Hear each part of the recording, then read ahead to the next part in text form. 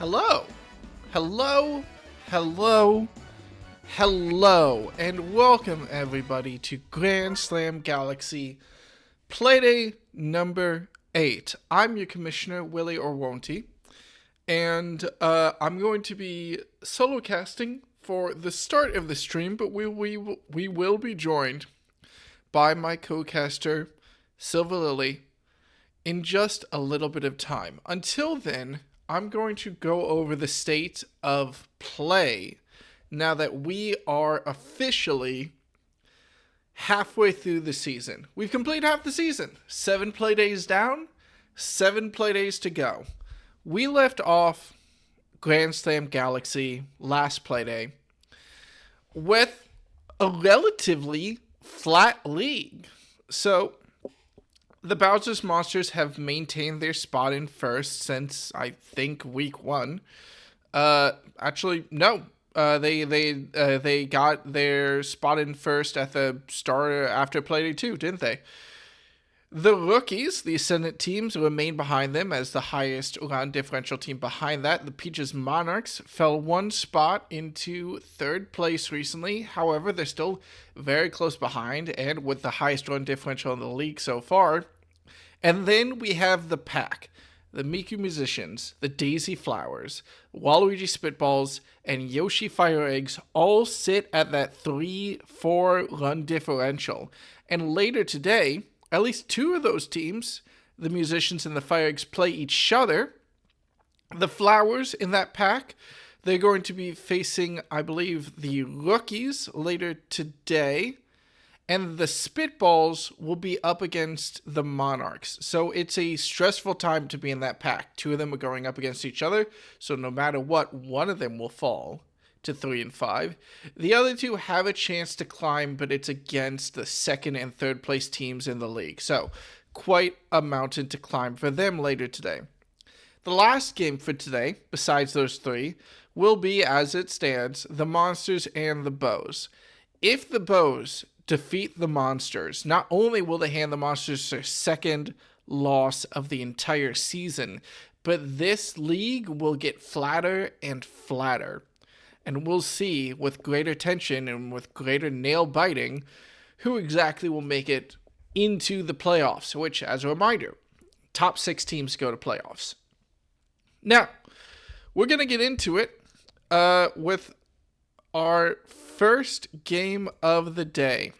Now, of those 4 games, the Monsters versus the Bows, the FireEggs versus the Musicians, the Rookies versus the Flowers, and the Spitballs versus the Monarchs.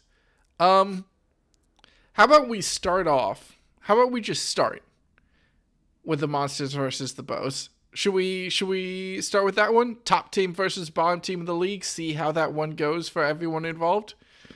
Yeah, let's run it. Okay, I already covered it a little. There we go. I already covered it a little bit in sort of my summary of the league as it stands right now. But this as a game is going to basically be the last chance proving test for the Bows. They've had this sort of randomized list that they've been going through. And while they find better and better synergies each time, I quite like the fact that they've got a little line of synergy here going through. From batter 2 through to batter 6, they've got their first good long synergy in their batting line. But their offense has never been their problem. Their defense has been what has really been an issue for the Bows. And without any starting synergy, it's going to be a little bit tougher for them against the Monsters. That's if the Monsters are able to produce on a bigger field.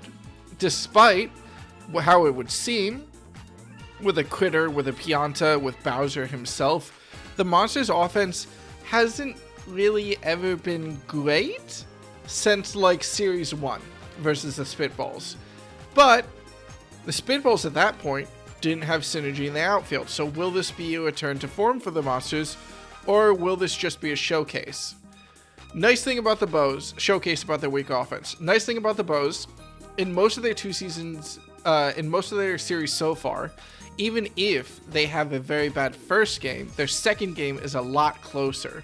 So we'll see whether the bow effect, the boomerang effect, if you'll allow me, will come into play here.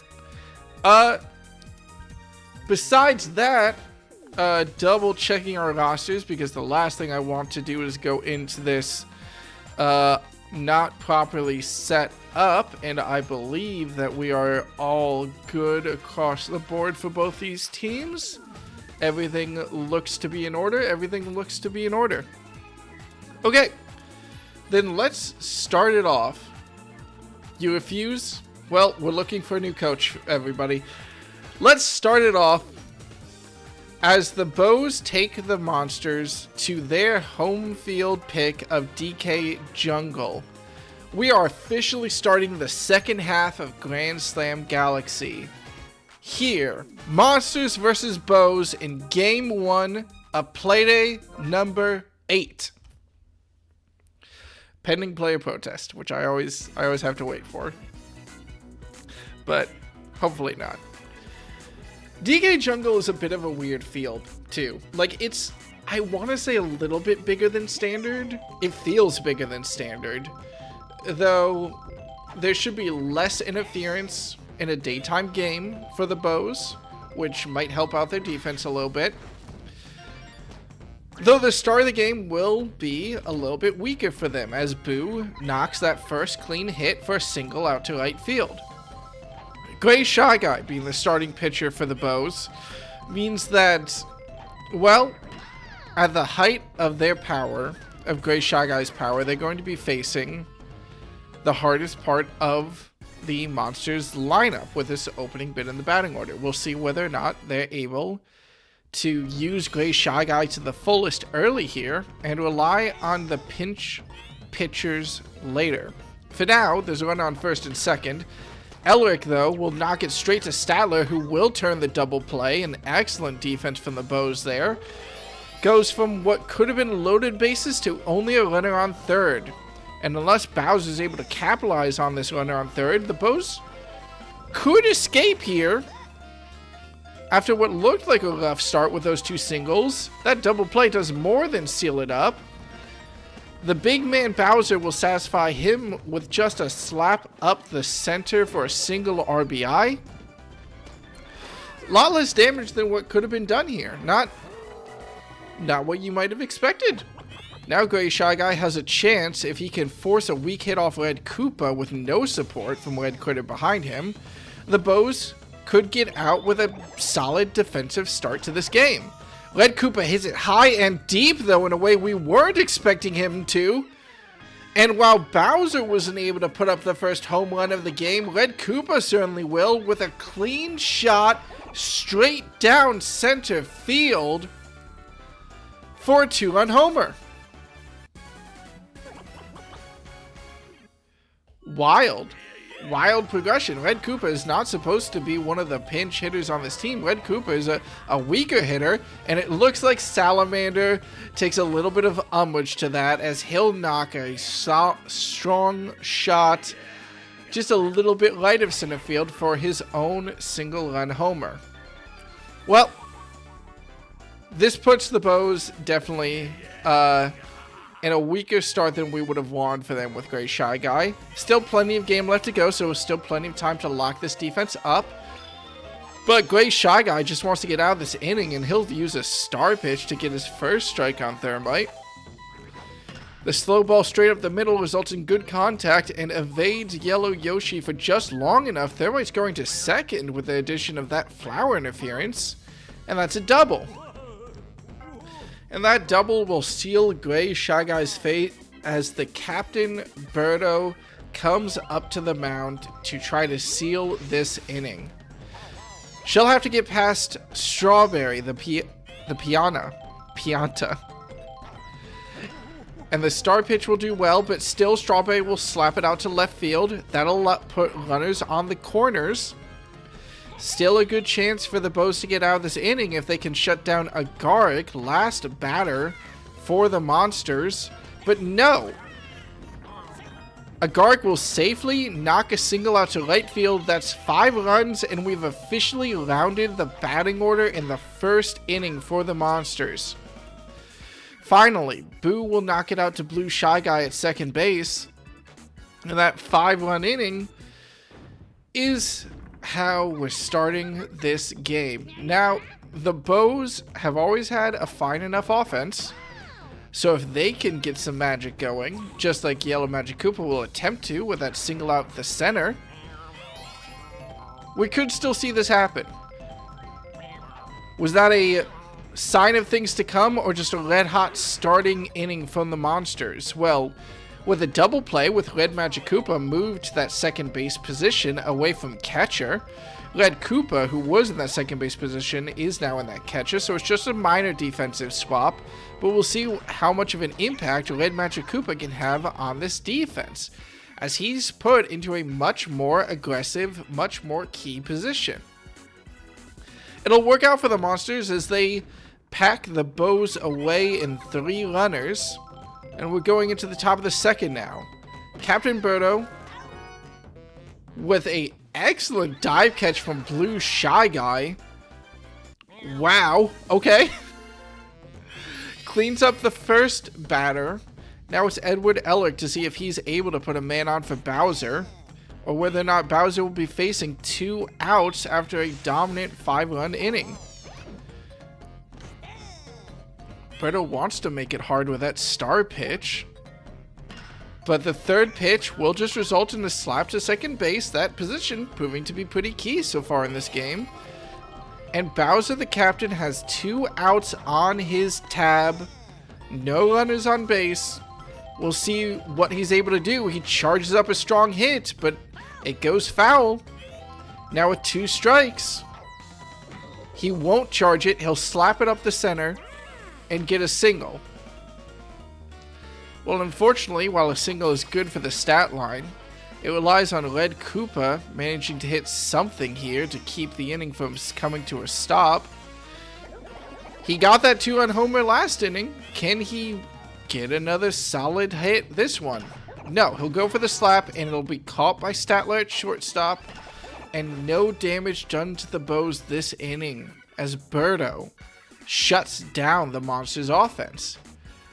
Good sign of things to come for as long as Birdo can last on the mound. In the meantime, though, the Bows also have to try to outlast Boo on the mound. So we'll see what happens, whether or not the captain or the ghost cracks first. Oh, what was that? Was that Bobble? That was a Bobble from Strawberry. I'm not sure it mattered since they ran into the bananas anyway, but I'm still going to note the Bobble. Regardless, Yellow Shy Guy does knock in a single from it, and Statler will see if he can advance that runner. We're in the middle of that. Oh! Of that synergy that I was talking about, that 500 synergy on the Bows, but no. Statler drilled it straight to Bowser on first. Very weird double play as Bowser held onto the ball for a while to see what the runner was going to do and managed to get him out at second. And then the third play just results in a ground out to shortstop. Okay. No luck from the Bows yet on offense, but can they continue, or at least keep up the pressure? Should start making that my signature line against the Monsters offense. Solid kit from Yellow Magic Koopa on third base, reeling the ball in so Salamander isn't able to get on base this at-bat. Thermite now will have to see whether or not we're going to go to another pinch hitter for the Monsters on 2 outs, and that's exactly what we're going to do. Strawberry with pressure on the Pianta. We'll have to see whether or not this inning is going to be another quiet one for the Monsters. Well, the slap and Boo, if it were a faster runner, maybe that would allow the double, but Strawberry has power, but not much in the way of legs. They'll have to settle for the single. A Garg now, charging up, wants a strong hit against Birdo to try to advance Strawberry, but with 2 outs, and the star pitch from Captain Birdo, another one of those would guarantee the strikeout. A Garg, do you have the ability to get through this? No! That is a strikeout from Captain Birdo, and she has been devastating against this Monsters offense. Despite the strong 5-run start, it looks like that level of production will only be achieved again if the Monsters can wear down the Captain. Meanwhile, on offense, Dry Bones will lead the inning with his single.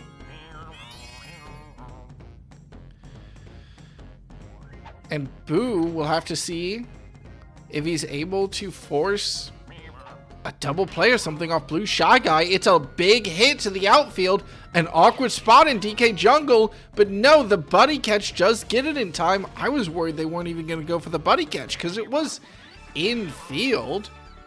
It was just out of reach. They would have had to wait for it to tumble all the way down those roots. But no.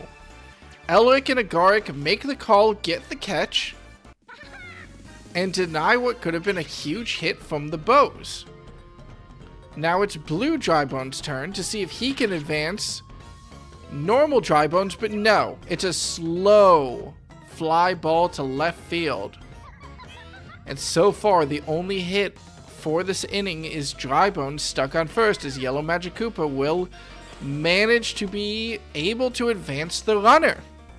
Okay, good hit from Yellow Magic Koopa to left field.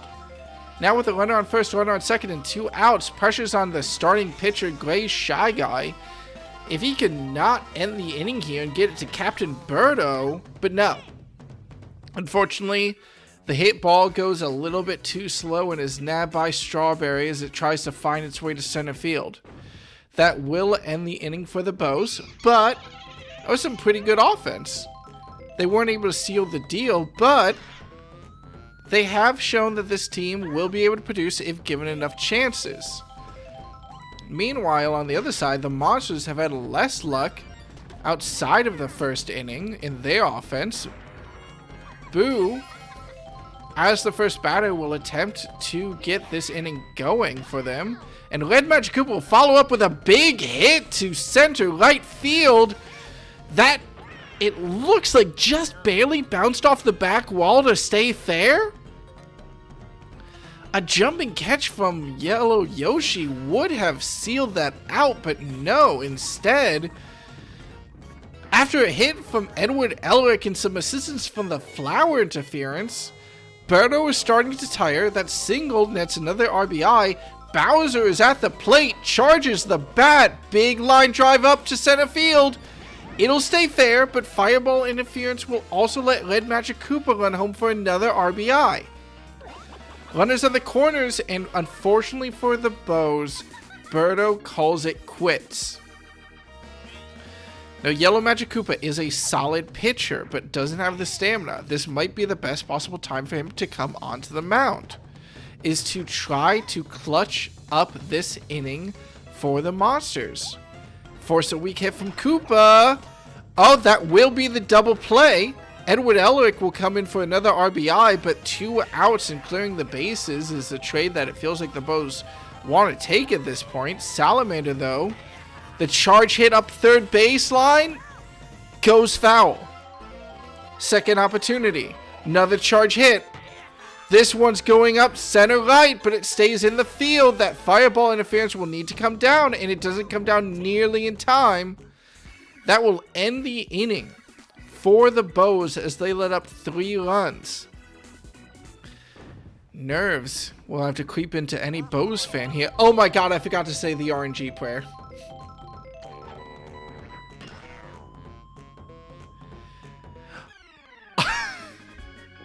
I was so panicked about saying the RNG prayer that I didn't even comment, as what looked like a weak hit from Birdo technically manages to just skirt the line. If it hit the wall, it wouldn't have been high enough, but hitting that pillar, yeah, the refs are going to count it as a single shot homer from the captain. That is the most stolen, yeah, I guess, home run we've seen in Grand Slam Galaxy. But you can't argue that the Bows don't deserve it at this point. We'll have to see if Statler is able to capitalize off this. Yellow Shy Guy was plenty motivated by Birdo's success. Statler was equally motivated, but unfortunately too much so, as the ball flies too deep into center field and is caught by Agaric. The starred player, Yellow Yoshi, We'll have to see if he's able to take his chance to advance this runner. Silver Lily, you're going to want to have to... oh, no. Okay, I thought that was going to be another... You missed the biggest heist in Grand Slam Galaxy history with Birdo's solo shot homer. Well, for now, the monsters do manage to finally get the bows silent. Credit to the bows. They're always getting at least a runner on second in each one of these innings. Just a little bit more power behind their batters, and I have no doubt that they'll start to rack up that scoreboard.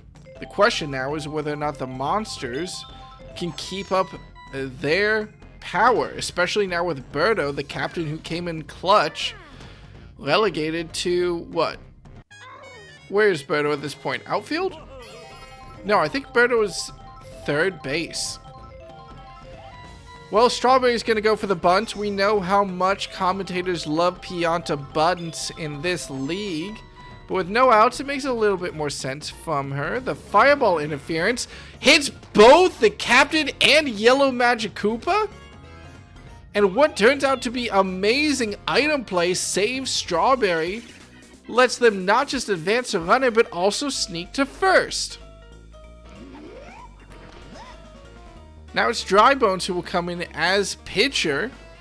And Agaric will knock that ball straight up the middle. We have loaded bases and no outs for the monsters as they come back to the top of their batting order. Now, hey, you can't get a triple play without runners on base, right? But a good hit from Boo out into center right field with field interference from the Flower. That's 2 RBIs and a double for Boo as the monsters crack double digits. Dry Bones now will have to try to get Magic Koopa to show the first crack in this monster's sword and will succeed. The pop fly will force the first out of the inning, and neither of the runners are able to advance due to the good fielding from Yellow Yoshi getting that ball in. There is a fast runner on third base with Agaric the Toad, if a sacrifice fly should come. But Edward Ellick, well, we'll have to see whether that's something he settles for. Maybe it should have been something he settled for. The runner at home is caught out by the play from Statler. It wasn't a forced out, but it at least keeps runners on the corners. And Bowser wants to take this. High shot out to right field goes foul. No charge on this bat, so that slap will result in just a slap, but it will at least allow Boo to reach home. The extra shell interference lets Elwick also advance to third. So we keep runners on the corners, and we'll see another pitching change from the Bows. Blue Dry Bones comes in to sub for his cousin. Runners on the corners, there's still 2 outs. Koopa is not able to hit the ball away from Blue Shy Guy's glove, who's really locking down his position. Blue Shy Guy is having a great defensive place when he can. The problem is that not all these balls are flying to second base. Well, Dry Bones, solid slap up the right, will at least start this inning for a single for his team. And Blue Shy Guy, if he can get another runner on for Blue Dry Bones next, this will be an excellent start for the Bows inning. Charges up the bat, finds his way past Strawberry. That's exactly the angle that he needed. Allows Shy Guy to run to third. And we have a runner in scoring position with no outs to start the Bows 5th. Blue Dry Bones, though, doesn't just want a runner on. He charges against that first pitch, doesn't swing. Takes the slap on the second, though, but the pop fly will be caught out. And the runners will stay on the corners. So that's only 1 out right now. Yellow Magic Koopa with a chance to keep this going. High hit out to right field. The defense is there in time. It will be a sacrifice fly to allow Shy Guy to run home. And the Bows will score their 2nd run of the game. They are starting to tire the starting pitcher of Boo, which is a good sign for them. With a runner on, Gray Shy Guy, If he can survive to let the Captain Birdo go next, which he will with an excellent single up the middle. Alright, Birdo, you've done one heist before. You're against a tired Boo. Show us what you got, Captain. Charges and whiffs against the first strike. Charges. High hit on the second. That's very high, but is it high enough? No! Agaric and Elric make the catch, and the heroic effort from the captain is shut down. Unfortunately, only one run from the Bows this inning after a great series of plays for them, but the Monsters are able to keep it contained. Now they'll go back to offense. Did I say Shy Guy instead of Dry Bones? Whoopsie daisy. Oh, Salamander. Salamander wants to remind the entire league what a team the Monsters are, as he'll start off the inning with a solo shot homer in a position that no team in the league would have been able to catch. It didn't matter. That was just showing off against the pitcher. Maybe a blow of confidence to Blue Drybones, as he'll have to navigate Thermite now. But Thermite, wow, what a dive from Blue Shy Guy. What is the magnetism on this player that he's able to just snag all those balls? Regardless, it's Strawberry up now. No runners on, only one out. Charges, but weak contact. And they'll ground out to that second base position. Agaric's turn to see what he can do. Otherwise, it'll reset to the top of the order, which is by no means bad for this Monsters offense. A deep hit to right field and no item support will result in the pop fly out for Agaric, and the inning will end for the Monsters. Only run scored was that statement solo shot from Salamander, but it will keep up their streak of scoring innings. Yellow Shy Guy now going to attempt to retire starting pitcher Boo. Good pressure to do so with a good shot up the center.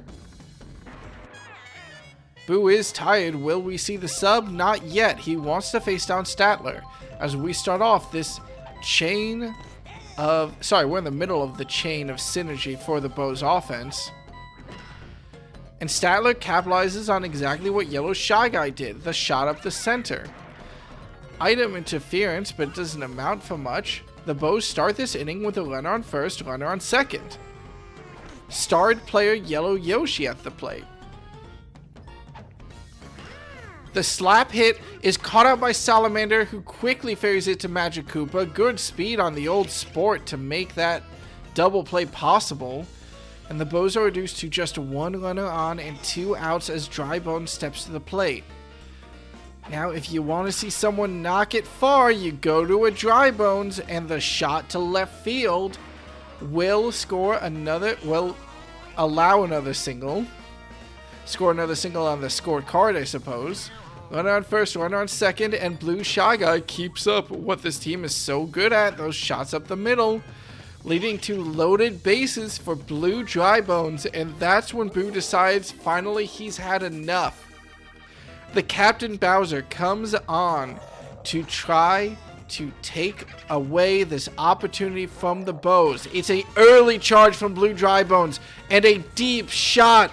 Toad and Elric make the play though, and the Grand Slam is denied from this defense.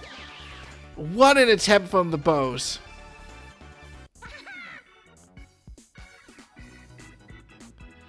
Well, that'll result in the scoreless inning for the Bows at the bottom of the 6th, and the Monsters will go into the top of their batting order against, what is this, the 4th or the 5th pitcher for the Bows at this point, as has become kind of the norm in their games.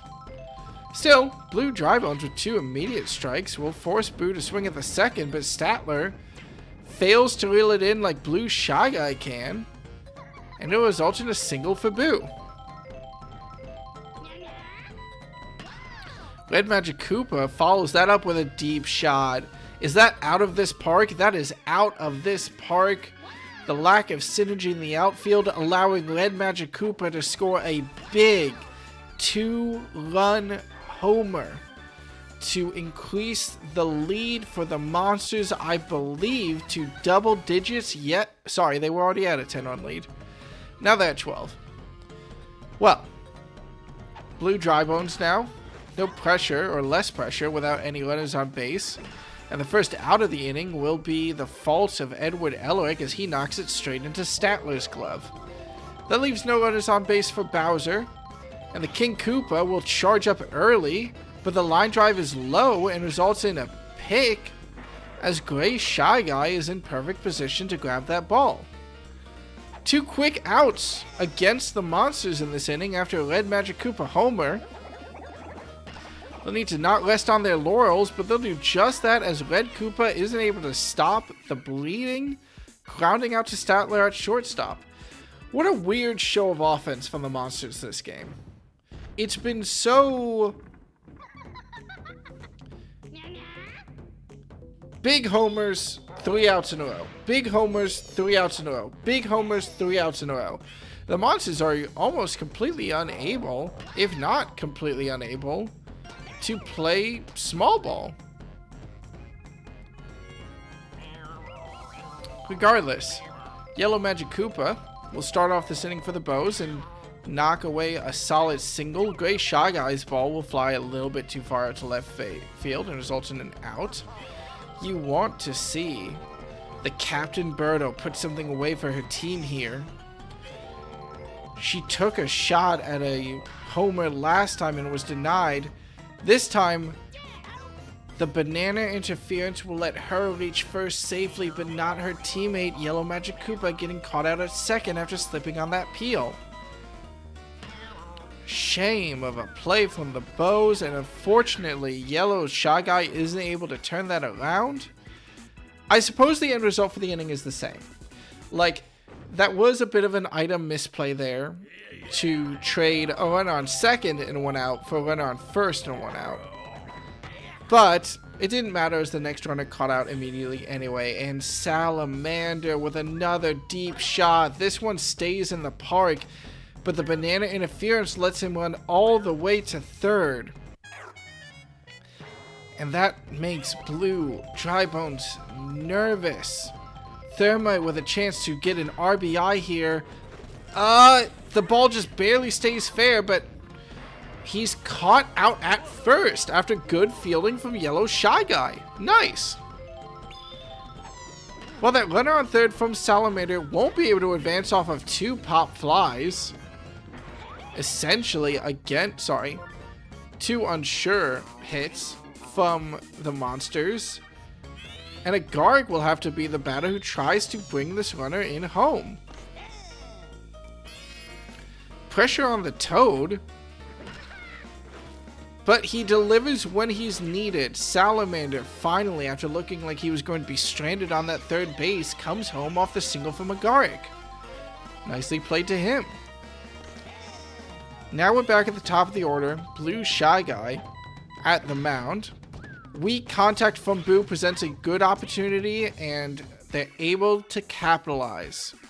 As one of the Dry Bones, Blue Dry Bones, fields the ball and forces the Monsters to take a 1-run inning.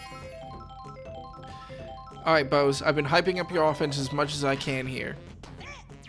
What can they produce in the last 2 innings, 2 at-bats of the game? Unfortunately, Statler won't be able to do it, which will be a pretty bad start. The Bows have usually started off these innings very well with runners on first and second. Well, hey, after that hit from Yellow Yoshi, they'll at least have a runner on second. Scoring position acquired right in time for Dry Bones, who's going to charge this one early. A glint of hope, a glint of life in this man's eye, knocks that ball fast out to left field. Will the fielders make it in time? Barely make it. And Yellow Yoshi is going to have to remain on that second base position as the great hit is fielded in time by Elric and Toad. No home runs allowed. Well, I was going to say no home runs allowed to the Bow, but there was a home run, wasn't there? Do we want to look at Birdo? Blue Shy Guy comes so close to snaking it up the middle, but Red Magic Koopa in that new second base position snags the ball away and forces another scoreless inning from the Bows.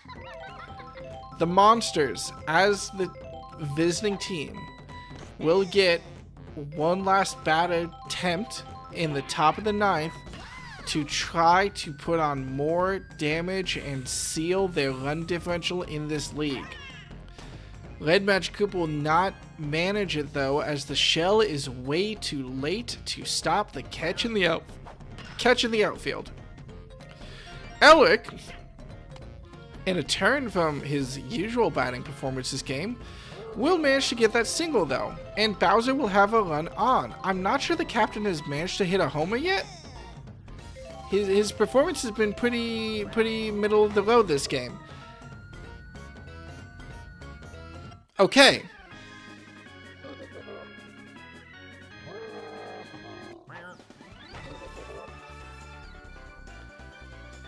Am I wired? Is there a wire in this room? Regardless, 17 runs for the Monsters in a run total that they've only managed to capture against the Spitballs or, well, against the Bows last week, or last Playday. Red Koopa won't see the magic though, as weak contact from that batter allows the second out, and it's only one more out against Salamander, who has put away homer after homer and wanted one more this game. We'll see if the banana interference comes into play. No. Yellow Yoshi and Yellow Shy Guy properly stack on that ball, and while Yellow Yoshi's nerve breaks, Yellow Shy Guy's does not. The Monsters, pending a 15-run comeback from the Bows, will end this game with 17 runs. Blue Drybones at least wants to try. No, he really wound it up against that first pitch, but doesn't want any smoke on the second. Slap out to right field is good for a single. Yellow Magic Koopa, though, charges it up, but doesn't hit it well enough. And the double play from Strawberry and the Red Magic Koopa, who I have to nickname after this game if he's going to play second base, is enough for a double play. The Bows need to go perfect for 15 runs. Gray Shy Guy uses a star hit against the star pitch, but with 2 strikes and another star pitch, the game ends with a strikeout as Captain Bowser seals the fate for the Bows. And while that boomerang effect has been good in the past, unfortunately, it's not enough in week 2 against the Monsters, as this league will start to stretch apart. The Monsters will ascend up to that, the Monsters will ascend up to that 7-1 position, while the Bows fall to 1-7. Let's see where the MVP honors go for. It's the captain, Bowser himself, trying to take as much, well, fire on the stats as he can from that pitching that he did to seal up the second half of the game. And hey, that 2-run homer in the second half is nothing to sneeze at from the man.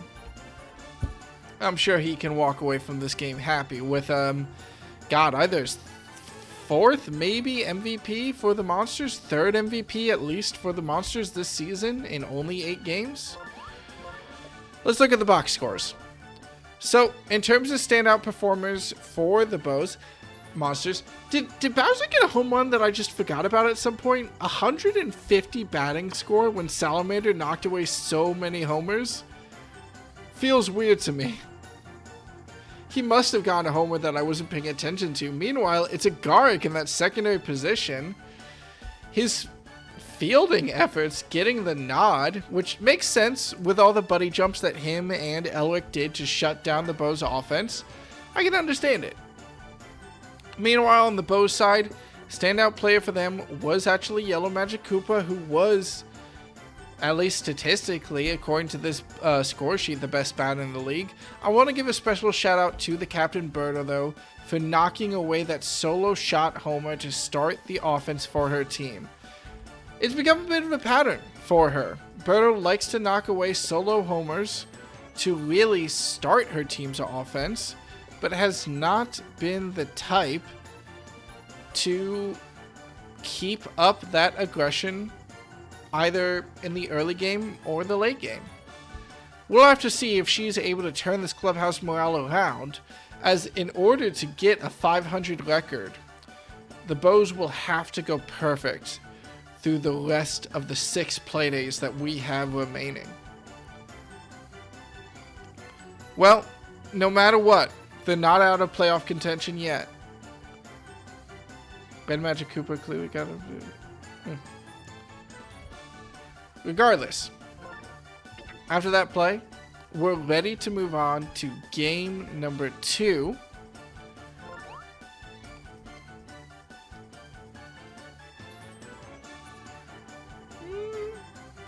Yeah. Who do we have game number 2 today, Willie? Welcome to my co-commentator, Silver Lily. Thank you for joining us. Well, up in... Go ahead. Sorry. Up on the pitcher's mound today and in the batting box against them, I think that we're going to go to... Oh my god, it's so hard to pick. All 3 of these matchups are just gonna be barn burners. I guess in the spirit of not going straight back to DK Jungle, we'll have to go over to Daisy Cruiser as the rookies in their second place position versus the Flowers go to the home run field. Now, you were watching that game, by the way, Monsters versus Bows. What are your feelings on the standings in this league right now, especially with the Monsters scoring that and going up to 7-1? Well, I think it's ultimately about what we expected from the series. While the Bows algorithm has come online, the Monsters are a very difficult team to crack, as only the Musicians have been able to do it out of all their opponents, and they only did it once in a Yoshi's Park game where the train movement happened to favor Musicians in that game. I still think, even without the train movement, that the Musicians probably would have won that game. It just wouldn't have been by 11 runs. It would have been more like 5. Regardless. I am always a fan of the underdog, and so I'm hoping to see the much-beleaguered Bows do well, provided the underdog aren't playing against my Musicians. You know, they're my home team. But that's not the team for them to be able to showcase against, not in the slightest, and the Monsters have shown them that the algorithm is no match for good old-fashioned batting prowess. Regardless, now we have to move on from our number 1 team in the league to number 2. Papa will have to watch his son play as the Bowser Jr. rookies, the unexpected meteorites in this league, step up to the plate versus the Flowers. Storylines going into this. The rookies hold second place alone with a 5-2 record right now. They could secure that even tighter with a win today. Meanwhile, the Flowers are in that pack. They're at a -1 run differential and in the 3-4 win pack. If they fall today, they fall at risk, if it's bad enough, of falling back to 7th in the league, which I would argue is not where this team almost deserves to be. You would expect them to be a little bit stronger, especially with how they've performed against some of the heavy hitters. How do you feel going into this game? Who do you favor between the rookies and the Flowers going to Daisy Cruiser? I'm not certain. Daisy Cruiser, I think, is going to swing things in the direction of the rookies for certain. They have a bit more power in their batting. In fact, the best batting scoring from preseason training, on average, from spring training, on average, in the entire league, the best batting scores. Spread across the whole team.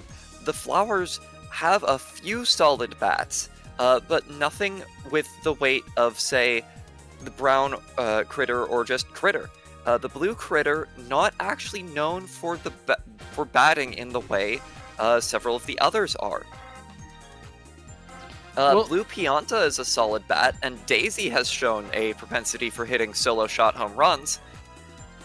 But I think if it's just down to batting, especially on Daisy Cruiser, then that's a contest that the rookies win. What's going to make the difference is whether or not that outfield for the Flowers, these very defensive double Yoshi outfield, can prevent these home runs from happening, because that is a great outfield for defensive coverage. Maybe Daisy doesn't have quite the speed the Yoshis do, but the Yoshis are very fast. And are often able to cover balls that other outfields might not be able to get to. Whereas Brown Critter and John Cena from right to left field don't quite have the same speed or even defensive power. So that might be the saving grace for the Flowers in this game. It'll all depend on how many of those home runs are hit deep to center and how many of those home runs are hit right along the baselines. We'll find out. We're all set up to go here as we enter game number 2 of Playday number... I did not hold the button. Hang on. This will be a player protest. We're all set as we face the rookies versus the Flowers. I didn't hit the button again. Because I'm just that... Hang on. It's like a lawnmower. You just got to pull the cord a couple times. The rookies versus the Flowers. Can the rookies continue their meteoric rise, or will the Flowers keep clawing their way out of the bottom half of this league after facing powerhouse after powerhouse? We'll find out now. It's the rookies versus the Flowers here on... Did my game break?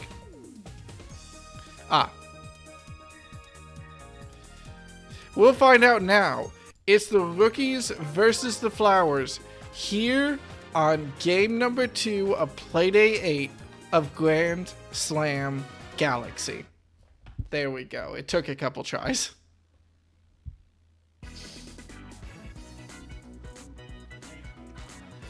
I also want to point out... What are your thoughts going into this game, Willie?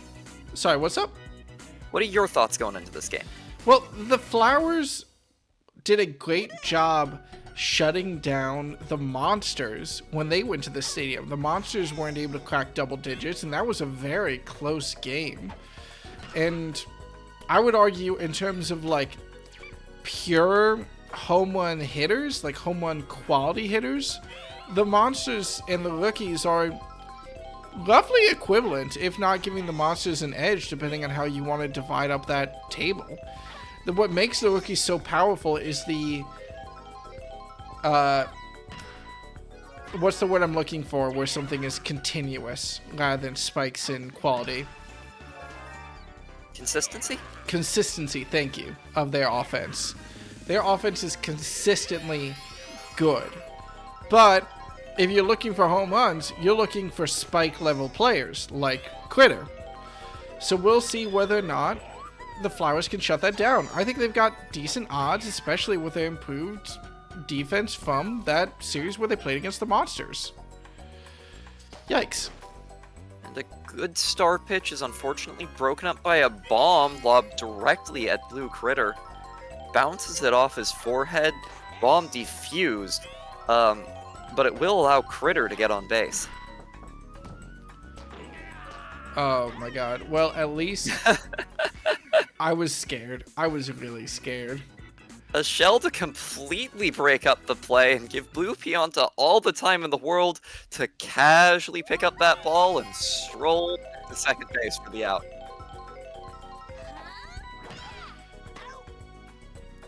God, what a line drive from Daisy, and what good reflexes from Hammerbro to pick that off so easily. Unfortunately, Luigi won't do much better than his captain, as he'll pop out to left field, and it's 2 very quick outs against the Flowers. Luigi sure likes to follow the captain and everything. Follows in the batting order, second one on the mound, likes to hit the exact same kind of outs. Well, for now, the man has come into MVP clutch situations in so many times for the Flowers. Tyler 1 will have to see if he's able to keep this offense going, but no, the hammer bow, hammer catch. Nat just snatches that one out of the air. And we'll be seeing a bro back up at the base. It is Hammer Bro again, the only bro in this game. I forgot that the rookies are not playing the Monarchs anymore, where we had the Bermuda Triangle occasionally. The Bermuda Triangle is so funny. Oh, they form a triangle because the other two bros sit in that second and shortstop position. Incredible. A boo is not the item to save you from that Daisy flower pitch. Makes it a very high and very slow pop fly, which does mean it's vulnerable to being broken up by items, but boo is not one of them, because it makes the ball invisible once the fielders already know where it's going and are in position to catch it, they will get it every single time. An excellent hop by Blue Pianta takes the out and turns the double play back at first, catching Bouncer out, who had been on his way to second base. Well, it looks like we are going to have that surprisingly defensive game. That's not what you would expect on Daisy Cruiser, and either one of these teams is capable of, well, popping out all of a sudden and showing everyone what it means to play on this type of stadium. But no luck from either side yet. Might not be what you'd expect from Daisy Cruiser, but I do think this is the kind of defense we have come to expect from the Flowers. Look, we keep hyping up Flowers defense, Flowers defense, Flowers defense. At some point, if we want them to make a viable postseason run, they're going to have to prove themselves in the main season against these teams. And the good signal from Blue Yoshi will be something, but I think if you're a Flowers fan, like I consider myself, I think if you're a Flowers fan, you really need to see them perform well against the rookies here. It's not a season ender if they lose, but boy, do you want to see that they can stand toe-to-toe with the top of the league.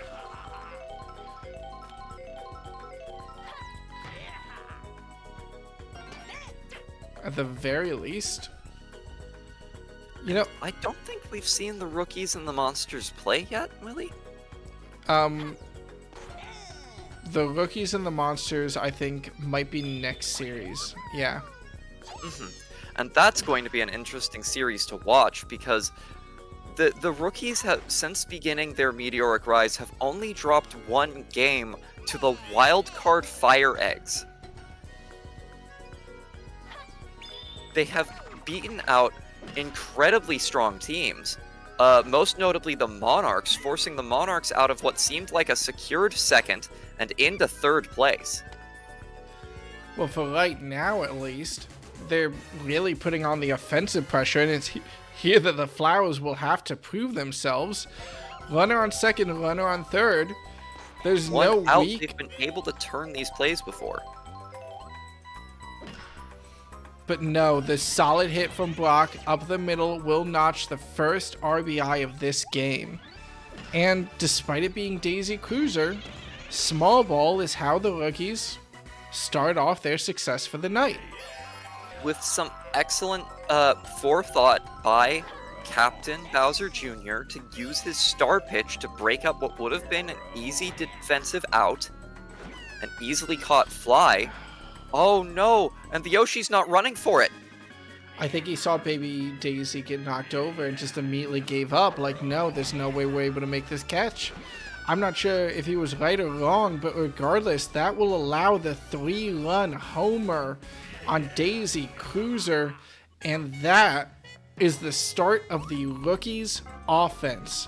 And the start of a crack in the Flowers' defense as Luigi is swapped up to that pitching position. I don't think that was the right move. Daisy was still going strong right up until that one hit.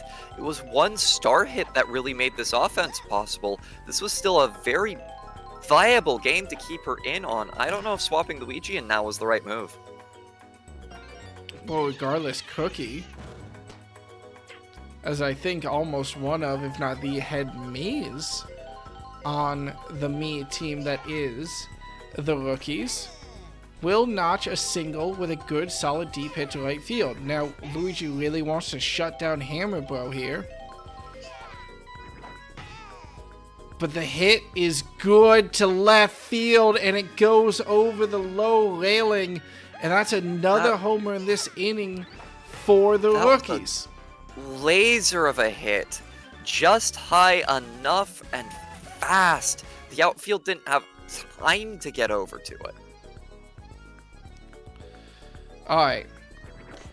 There's no weak hitters in this rotation for the Flowers as they find themselves down 6 runs in 1 inning. And they'll need to shut down these Rookies quick. Thankfully, the hit from Bouncer is fielded by Blue Critter for a second out. And will be the best chance that Luigi on the mound has to end this inning here now. Yeah, Brown Critter on deck, ready to come up right behind if you let her on, and that's another scary home run potential hitter. Blue Critter finds the catch, gets the out, gets them out of the inning, and now it's on the Flowers' offense to try and make up for what their defense lacked in that inning. Okay. I don't think that this is impossible from the Flowers. We still have a lot of game left to play. But even if it's just like 1 or 2 runs, I want to see them start producing now. And unfortunately, those first 2 plays, as they ground out to shortstop and then third base, won't be the start that they need. It's on Luigi to keep their hopes alive for the inning. Come on, Luigi, you hit a homer last game. It's going to be a good line drive out to center left field, or left center field, for a double. Not a bad hit by all means. It won't put any points on the scoreboard without Blue Critter's help, though. Alright, Blue Critter homer. Come on, we dissed you at the start of this game. What can you produce for us now? Well, the star hit... Oh my god, you will never see a star hit line drive. Right at the end. Just a classic charge hit that is deep and far. The defense is there in time to make the catch, however. The good attempt from Blue Critter is shut down by John Cena and Brown Critter in the outfield, resulting in another 0-run inning for the Flowers. Bit too high, not fast enough. An unfortunate angle for that fly. Does mean it'll be a scoreless inning. Brings Luigi back onto the mound, the only Flowers player to make anything happen on offense in that inning. Thankfully, the hit from Brown Critter is caught by Baby Daisy in the outfield. I think helped a little bit by the tilt of the ship there even. At least, if not to get into range of the ball, to keep it definitely in the park. John Cena doesn't have much luck at the bat either as the Rookies return to the top of their batting order.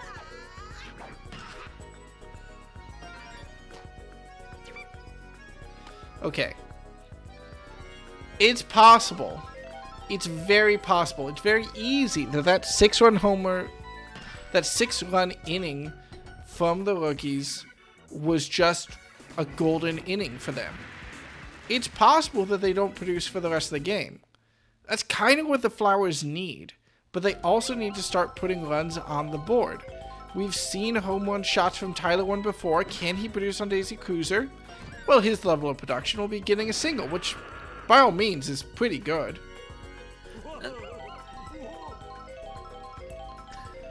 Blue Pianta bunt, Pianta bunt. Attempt from Blue Pianta pulls it back at the last second, but then tries again.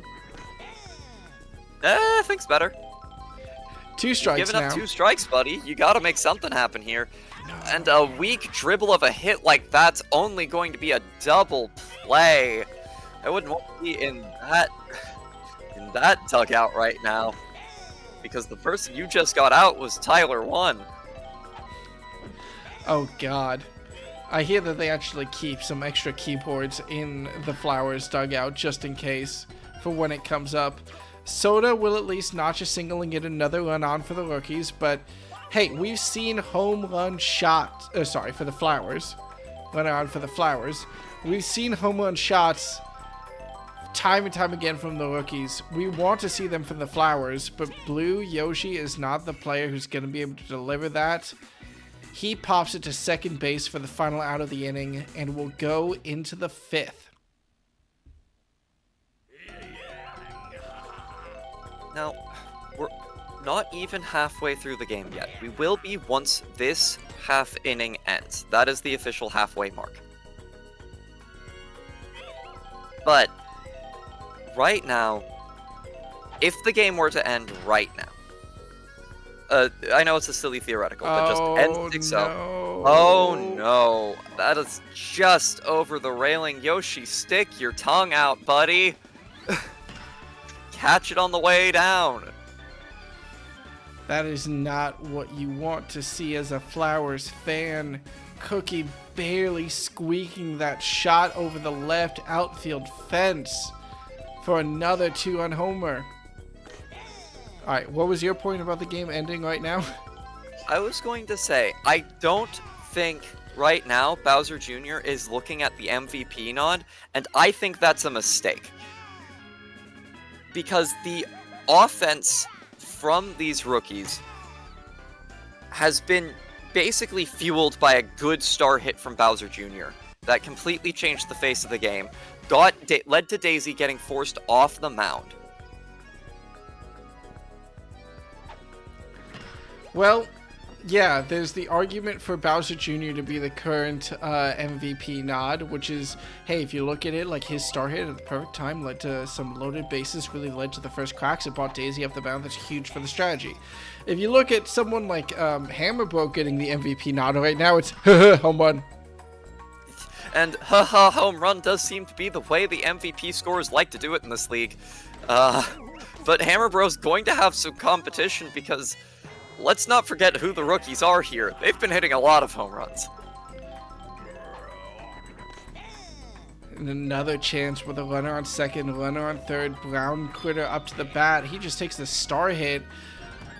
It stays in, which I guess shouldn't be that surprising. There's no outfield in this game where star hit line drive will lead to a home run. I think this, and now we are really seeing the cracks in Flowers' defense. They rely so strongly on their captain and co-captain for pitching. They don't have many great backup pitchers. We're going to see Blue Pianta on the mound this time, which we have seen in the past as that ball goes foul off of Bowser Jr.'s bat. The Piantas don't really have much luck when it comes to the mound. And that'll just be another single loading the bases with no outs. I think that's going to spell disaster for the Flowers. I think they're already 11 runs down, so I suppose disaster is already struck. But with, half a game left to play, we've seen leads like that surmounted before. Okay. But the key's going to be making sure that it isn't widened at all. A laser throw home, it's gonna be close, but Brown Critter is going to force Daisy away from home plate. It'll only be a 1-out sacrifice fly that brings Brown Critter home, instead of what could have been a beautiful double play. Well, for now at least, Bowser Jr. caught out at second base after the quick fielding from Pink Yoshi. And Cookie is the last chance that the Flowers will have to escape from this inning before having to face down Hammerbro once again. The bat from Cookie results in a ground out, well, not a ground out technically for her, but a hit to Luigi at shortstop, who's able to turn the play at second base. That is another 6-run inning for the rookies. And this game, which I started saying, hey, look, it's going to be a defensive powerhouse. And then we got to inning 3, and then we're like, oh, never mind then. Who do you think on the Flowers, though, is going to be the first one to hit that homer? I honestly think it's Daisy. It's usually Daisy. It is usually Daisy that starts off the offense for the Flowers in one way or another. Fielder's choice will still get the out at first, allow Baby Daisy to run to second, as Pink Yoshi is taken down It's hard to know if by that was, Hammer Bro. Yeah, it's hard to know if that was Fielder's choice. The line drive from Daisy just goes foul. Just turns foul. She's charging up again, and she hits it deep center field, but not deep enough. We'll see if the bomb on Gonna need to interference fire comes into that play. bomb if you want a chance, but that's far too late. Now it's on Luigi to try and get Baby Daisy back home. Luigi homer from Mr. Consistency. I would love to see a Luigi homer from Mr. Consistency. No, he's not charging. It is a difficult thing to cast this game right now, Willie, because I am a fan of both of these teams, and it hurts so much to watch what is right now the complete dismantling of the Flowers, even as I enjoy seeing the rookies continue to prove themselves a threat. I think the question for the Flowers in the back half of this season will be... Well, it was going to be, can you catch that ball? The answer was yes. Good job on Blue Yoshi and Baby Daisy to shut down Hammerbow. What I want to see from the Flowers, though, is I want to see movement to stack this offense with some heavier hitters. They don't have the power they need right now to overcome some of these other offensive powerhouses in the league. I don't know where that power will come from, but that would be my bet. So weird to say about a team that has Blue Pianta, Blue Critter, the surprise offensive standout this season of Daisy, and a couple of Mii players.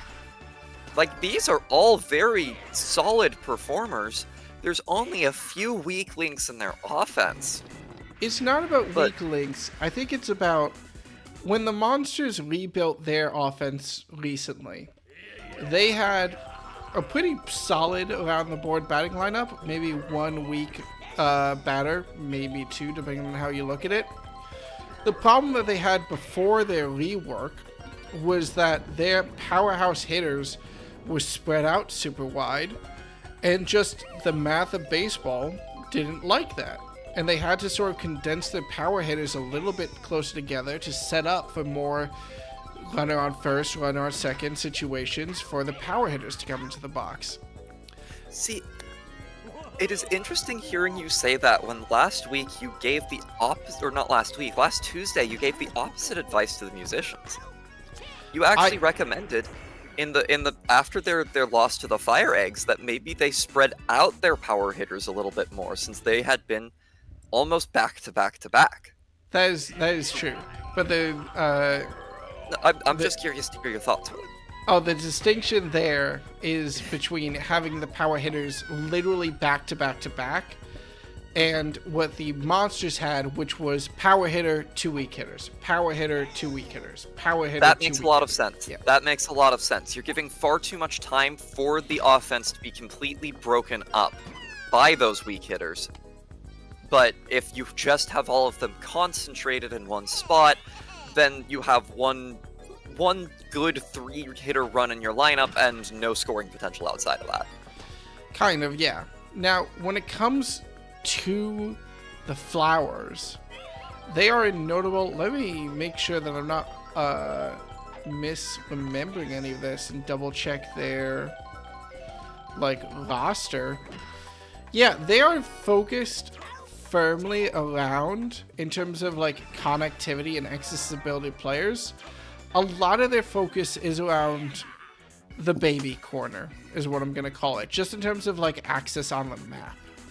If they're able to expand off of Blue Pianta's power if they're able to maybe do some trades, and much like the FireEggs have the disconnected K. Rule as a power hitter, if they're able to score a disconnected power hitter off another team somehow, like, I think it wouldn't require that big of a shakeup from them. I think that the defense has been fine. But right now, the question is who on the Flowers can we turn to for big runs? Actually, let me double check. The Flowers... Right now, the question is who can we turn to for any runs? The power block causes the pitch to go wild and will allow Baby Daisy to get onto base. Pink Yoshi stepping up, 2 outs, 1 runner on. Charge hit goes too deep into center. Brown Critter doesn't even have to move to catch that one. And the Flowers remain scoreless. Is this the first time we've had a team go scoreless into the 8th inning? Oh, God. That's a good question. I was just pulling up the stat that the Flowers have only had 1 game where they've ever gone double digits, and that was against the Bows in Series 3 about 3 Playdays ago. I don't know. I would have to double check. I think this might just be... Maybe we're reading too much into this game. Maybe this is just a bad day of play against them for the Flowers when they really needed to avoid it. Baseball is a game of averages, and the Flowers have shown a lot of promise recently. That can happen to any team. I think, as much as I was lauding the outfield earlier today, I do think Baby Daisy's position in center is a bit of a weakness. You want a fast runner in center because they're often the one that needs to do the most running. The Yoshis are fast, so they're able to support Baby Daisy in center when it is a deep center hit, but a lot of home runs are a little or deeper to left or to right. And we saw it there. They just barely made that catch. Baby Daisy having to sprint her little legs over right at the end in order to make that catch. Well, look, and another weak at bat from Captain Daisy. I'm betting she's frustrated with her performance today. This is normally the offensive leader, not just in the batting order, but in pretty much everything for the Flowers, and just like the rest of her team, she's got nothing today. Okay, look, we have been negative on the Flowers all game. They've been having a very rough game. It's been a very rough game. It should be said that the lowest any team has scored before now in a game was the Rookies in their first game of the season scored 1 run. So if the Flowers get shut out, that will be a historic game in Grand Slam Galaxy. But I will say, it'll be a horrible outlier. I still think that this Flowers team could very easily make playoffs. I don't even think it's ridiculous to say they will make playoffs. The question that they have to answer of this offense might be mitigated if they manage to just, hey, no more Daisy Cruiser. Let's go to all these defensively focused fields where our team can shine, where small ball is the name of the game that these teams have to play. And these slap hitters from the Flowers can really get the chance to shine. Yeah, I want to see the Flowers taking everyone to Bowser Jr.'s playroom and where else would you say is a good defensive park, Willie? Go ahead, say Peach's Ice Garden. You know you want to. Peach's Ice Garden is more of a chaos field than anything else. It's a great field for the Yoshi outfield on the Flowers, since it requires so much scrambling from the defense in order to catch those fast balls. Potentially.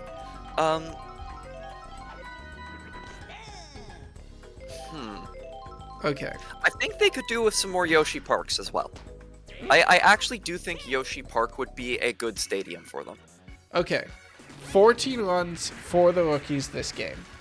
And It was just trouble in the third and fifth that really sealed the Flowers' fate. If those innings had gone a little bit differently, we would not be singing so many death knells right now. The question is, can they avoid being the only team to lose with a goose egg scoreline at this point? Tyler One, hero of this team time and time again, will start off the offense with that single. Chance from Blue Pianta to be the hero this team needs. You want to see a charge hit. Despite the power behind Pianta bats, they really do tend to favor slaps over charge hits. It is a solid slap in this case. Tyler One got greedy, but the fielding didn't try and catch him at second. Instead, already throwing to third will allow Tyler One to stay at second. 2 runners on for Soda Poppins, who does charge it, and that one's deep. Brown Critter's not going to make it there in time. They will avoid going scoreless as Soda Poppins takes it for a 3-run home run off the starboard? That would be port, technically, Port. because we're facing the back of the ship right now. I always get this wrong. Off the port side. We're all happy to see it. Bowser Jr. will come in to seal this game for his team. Look, I genuinely think that the Flowers aren't in as much trouble as we doom and gloom this entire game. I think we were just sad to see them have this trouble against the rookies. But if you're going to have trouble against the most consistently offensive team in the league, it's going to be on Daisy Cruiser. So, Absolutely, Willie. lesson learned. Blue Yoshi with that speed will go for the steal attempt, but the pop out. Oh, the fish interference too stops the catch. Baby Daisy tried to get aggressive with it, but Blue Yoshi says, no, kid. I've got the authority here. You're staying on first base. Go home. You're grounded. Blue Yoshi actually stopped running to second off the steal attempt because Baby Daisy started hitting that pop fly. It was going to force Blue Yoshi to run back to first if John Cena hadn't been disrupted in the left field. All the Flower fans now. Daisy Homer, Daisy Homer, Daisy Homer. Flower fans, give her your energy. Will we see her charging up? This is going to be a Bowser Jr. star pitch. She does charge up, and it is a swing and a miss. 2 strikes. No, another charge hit. No star pitch this time. She'll find it. She's going to hit it in a line drive. It won't be a homer, but it will be a double. Double to right field. See, this Brown Critter attempts to throw home and does not make it there in time. Blue Yoshi running in. Runners in scoring position, third and second for the Flowers. Again, proving what we already said, which is that the Flowers aren't actually in that much trouble. They just had a very rough game against the rookies. Now, Daisy tries to play it safe, both in her adult and child form, for Big Man Luigi. Blue Critter wants a strong hit here, but really any hit that doesn't end the inning is great for the Flowers. The charge hit makes contact with the star pitch, but goes foul. Alright, Bowser Jr., you really tried with all those star pitches, but the strong hit from Blue Critter goes foul again. This is a very dangerous hitter to have bases loaded against. This is going to be the moment for Brown Critter to prove whether or not, or not Brown Critter, Blue Critter, but a late fireball bullet taken by Brown Critter, proving himself very valuable to his team's defense. It'll just be a sacrifice fly, not the grand slam Flowers fans were hoping for, and a dive by Critter on that Tyler One slap to left is going to end the game 14-5. The Flowers finally coming alive, putting up a valiant offense in the bottom of the 9th, but that lead was just insurmountable at that point. Proves again, though, what I mean. The Flowers don't need a fundamental shakeup of their team. They just need to fill some holes. They will fall to the rookies 2-0 in this series, like they fell to the Monsters 2-0, But as the rest of their schedule becomes a little bit easier with those teams out of the way, I think they have plenty of time to shake up their team a little bit, make 1 or 2 key trades, and make a strong postseason run. Until then, the rookies are the team to talk about. I was going to say, before we talk about the rookies, my question for you, Willie, is what power hitter do you think they can trade for? Those are very hotly contested in this league, and a lot of teams have already made some trades to kind of tighten up and specialize their fields. I can't imagine very many teams being willing to make a trade that gives away a power hitter at this point. I won't lie to you and say that I know where exactly I would want the Flowers to try to find that trade. I just think it's possible. I think that especially with other teams, it kind of depends where, when, and how the rest of this scoreline goes. Excuse me, as I accidentally advanced too quick and now need to catch a much messier screenshot for the winner square for our record keeping. There we go. Get a good scorecard screenshot. Which hopefully shows off the fact that Ahoho is actually on this team. I'm having so much trouble. She's really getting Mike Wazowski back there, isn't she, Willie? Yeah. Alright, well, the rookies haven't shown any weakness recently. We'll see what weakness they show later as we go. Looking at the score box here, another thing that really stands out about this offense is that, hey, the Critters or the Hammer Bro can step up really whenever they're needed. I think that they sort of almost take turns deciding whose turn it is to carry this team on their back, and shutting down such a wide range of offensive threats is incredibly hard, especially when they have that small ball offense possible. On the Flowers, a valiant attempt late, but too late to turn the game around, will seal their fate, and they will be one of the teams today going down to that 3-5 record. Now, whether they fall into the 7th place position will depend on this next game, actually. We'll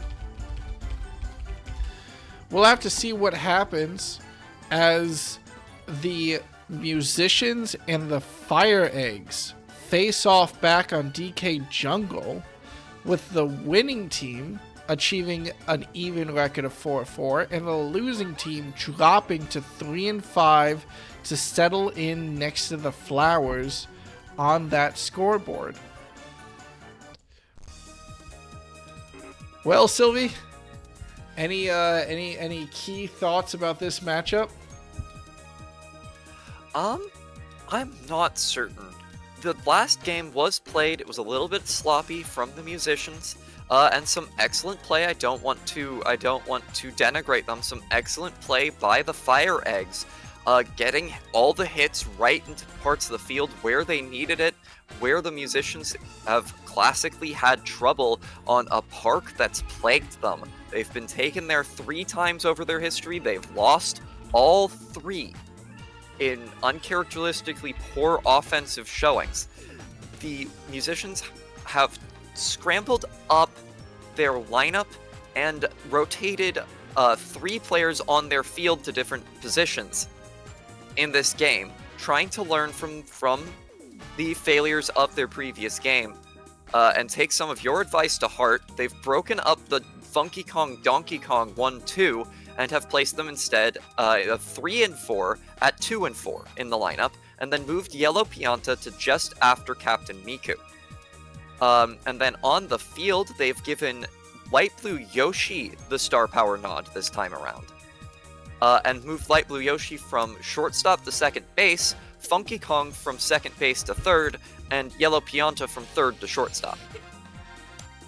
Meanwhile, the FireEggs, after snatching a great victory last week, I don't believe have made... You know what? I'm gonna double check. Ba-da-ba-ba-da-ba. We're loading ourselves into the time capsule. Ooh. Yeah, they have not made any changes. So they're believing in this team that led them to that victory last week. I think that DK Jungle, more so than Mario Stadium, lends itself to that chaos where either team could see themselves with that advantage here. I think it'll come down a lot to who capitalizes on small ball. There's always chances for big homers in DK Jungle, but both these teams have pretty solid, fast outfields. So I'm going to be curious about who manages to find that perfect hitting donut, whatever you would call it, between the infield and the outfield to get those balls settled quickly. I would argue that maybe the musicians have great slapping power should Donkey Kong and Funky Kong commit to that plan. Otherwise, their home run shots will need to be laser beams to that outfield fence. Regardless, we'll see which way the wind blows as the musicians seek revenge. This will be a player protest. Just noticed is that both teams now have their star power on their 9th batting Yoshi. The Battle of the Yoshi. Every single matchup, we just gotta ask ourselves, what can we name this the Battle of? And this one is the Battle of the Yoshis. Yeah, let's go! Let's go, baseball!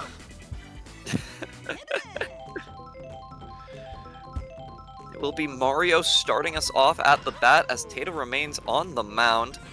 The Wild's choosing to believe in her pitching stamina. We're already seeing a little bit of chaos there, though it wasn't caused by the jungle. That was just a shell being shot up the field. Yellow Pianta misses a dive, and that'll be another 2 singles to start the game off. It's the Baby start. DK, 3rd in the batting order. It's the start of that small ball that I was saying I would like to see from both of these teams. Baby DK with an uncharacteristically strong hit. And the FireEggs start off swinging, looking for an early lead as they get 1 run in and a runner on 2nd and 3rd with no outs yet for them in the inning.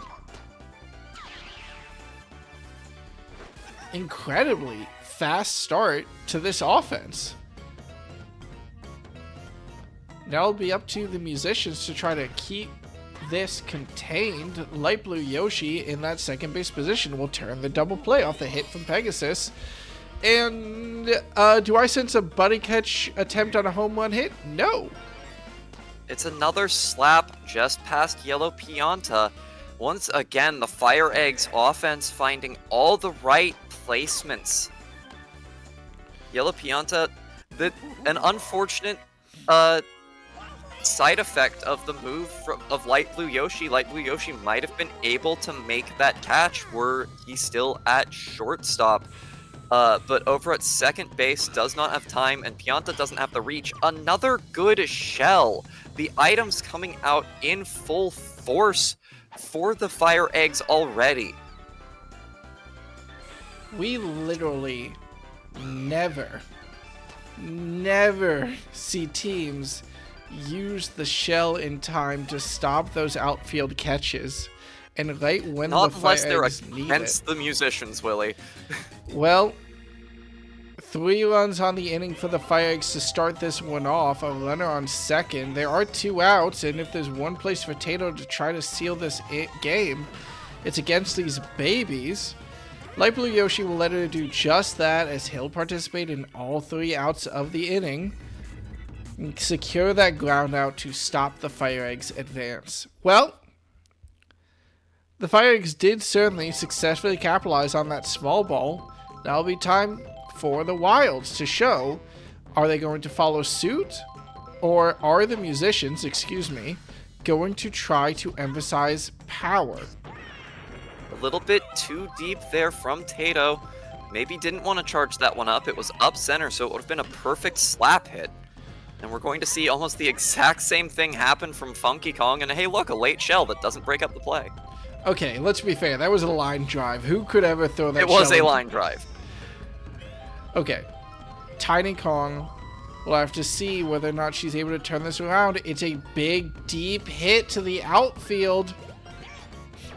It's a fair ball. It's going to be a double from Tiny Kong. Puts a runner on base for Donkey Kong. Well, we're starting to see the difference in style of these two teams right now as Donkey Kong drills it deep out to the right. It's too high for Red Yoshi to make the catch. And the musicians say, oh, I'm sorry, did you need 8 runners to score 3 points? Let's do 2 and 4. How about that? How's that conversion rate for you? As Donkey Kong drills the ball deep and allows Tato to run home. Sorry, it wasn't Tato, it was Tiny Kong. Yep. Dixie Kong, with a little bit of item support, doesn't need it, just gonna stay at first. A good hit out to left. Starting to Now wonder. it is Captain Miku up, and that's a line drive out to left, but it's just a bit too far. These musicians hitters at some point have to realize that sometimes charging up is the wrong answer, as it just sends it to an easier fielding by the outfield. Alright, it's now responsibility back on the FireEggs. They did a great job applying lots of early pressure at the top of their batting order. Now they're going to have to see if they can get to the top of the batting order. Baby Mario gets out. Red Yoshi, the starred player, will sneak that single. And so they'll get back to the top with only 1. Small ball to play from this team as compared to the powerhouse musicians and their deep hits, but it won't work out for Mario as he's caught out by Yellow Pianta and the laser throw and everything but, well, reality, because laser throw is a term in this game, from YP. Secures a YP. 0 out, 3 up, 3 out situation against the FireEggs. Sorry, 0 run. And now it is YP stepping up to the plate to start off the offense for the musicians in this inning. A good slap out to right field and some slow running for a single. Okay. Baby Daisy up. Weaker section of the batting order for the FireEggs was capitalized on by the musicians. The Boo and Root interference stops any sort of defensive play on Baby Peach's deep hit. And Okay. it's now the current star player for the musicians, Light Blue Yoshi. Why do I already know that Baby Mario catches this into at least the double play at second? You might not know it because the batting power of this Light Blue Yoshi has changed. It's a slap, and it's out to right. It was a double play, but you were wrong on who. Can I take half credit? We'll give you partial credit. Teacher, let me pass with a C-. I'm sorry, I've learned my lesson. I think that's worth at least a B, you know. Aww. You ended up at the right answer, even if the steps along the way were a little scuffed. Alright, line drive from Tato to keep this offense going. Despite good production earlier in this inning, well, they still have to find a way to bring a runner home. Charge up Mario from going Funky to throw Kong. the fireball fast pitch. Oh no, that's bad. The shell breaking up the play, but also breaking Tato's legs. She puts them back together quickly. They're artificial anyway. Well, it looks like we're going to settle into a bit more of a calm game, but the FireEggs, if they get their offense going, will know what's happening. They'll get single after single after single to start bringing those runners home. The musicians are a lot less predictable for us. If the Let's Sure. call it calculated, bouncing it off the tongue to maintain its air velocity as Tiny Kong quickly recovers that bobble. Yellow Pianta, some of Earthquake. these slower infielders not having luck diving for those slaps up center, and an earthquake will turn that single into a double for Baby DK. Not Tato something that you have to keeping worry Baby about. DK on his toes though. Not something that you have to worry about in an average MLB game, eh? The deep shot to center left. Okay, a What's little happening? bit of confusion. It doesn't really affect anything. Baby DK was home safe no matter what. But did they think that there was like a fire siren going on or something? I think those roots in the outfield just mess with the defenders a lot more than we want to acknowledge. And the FireEggs offense lights up with Pegasus getting an RBI. Oh. A weak slap from K. Rool is going to end the inning after only one run, though. I don't think we expect that from K. Rool. I think it happens to him maybe more than any other player. It does happen weirdly often. Seems to be his batting Achilles heel, just like weird weak charge hits from DK. Will the fire be used to break up this play? Nope, they're betting on Mother Nature and she's not happy to help today. It'll be a charge hit from DK, looks at one instead. Not charging this time? No, yes he is. That one's a ball. Third charge up, this one's deep. But it's also high, gives the outfield plenty of time. That boo's not really going to make a difference, and that'll be a buddy jump out. Actually, I wonder if that boo had happened. I assume they wouldn't have made the super jump. That's kind of what happened in inning number 1, when that deep hit from Baby Peach landed in the roots and confused the FireEggs defense. It should be stated that that was after using the boo also to stop them from being able to make the buddy jump. Like we saw in game 1 today, when the Monsters were able to buddy jump in almost the exact same situation versus the Bows. What a weird niche situation. Like, it has to be inside the field for the players to feel comfortable using the boo. But whatever, weird. Regardless. Yoshi hits it out to Yoshi. That's an old story for this league. Is it? Do you not remember the game where there were like 3 Yoshis? It was right near the beginning of the season. Oh god, not after counseling. I want to point out technically this game has 3 Yoshis, but at least not on one team. Nope, 2 on one, 1 on the other.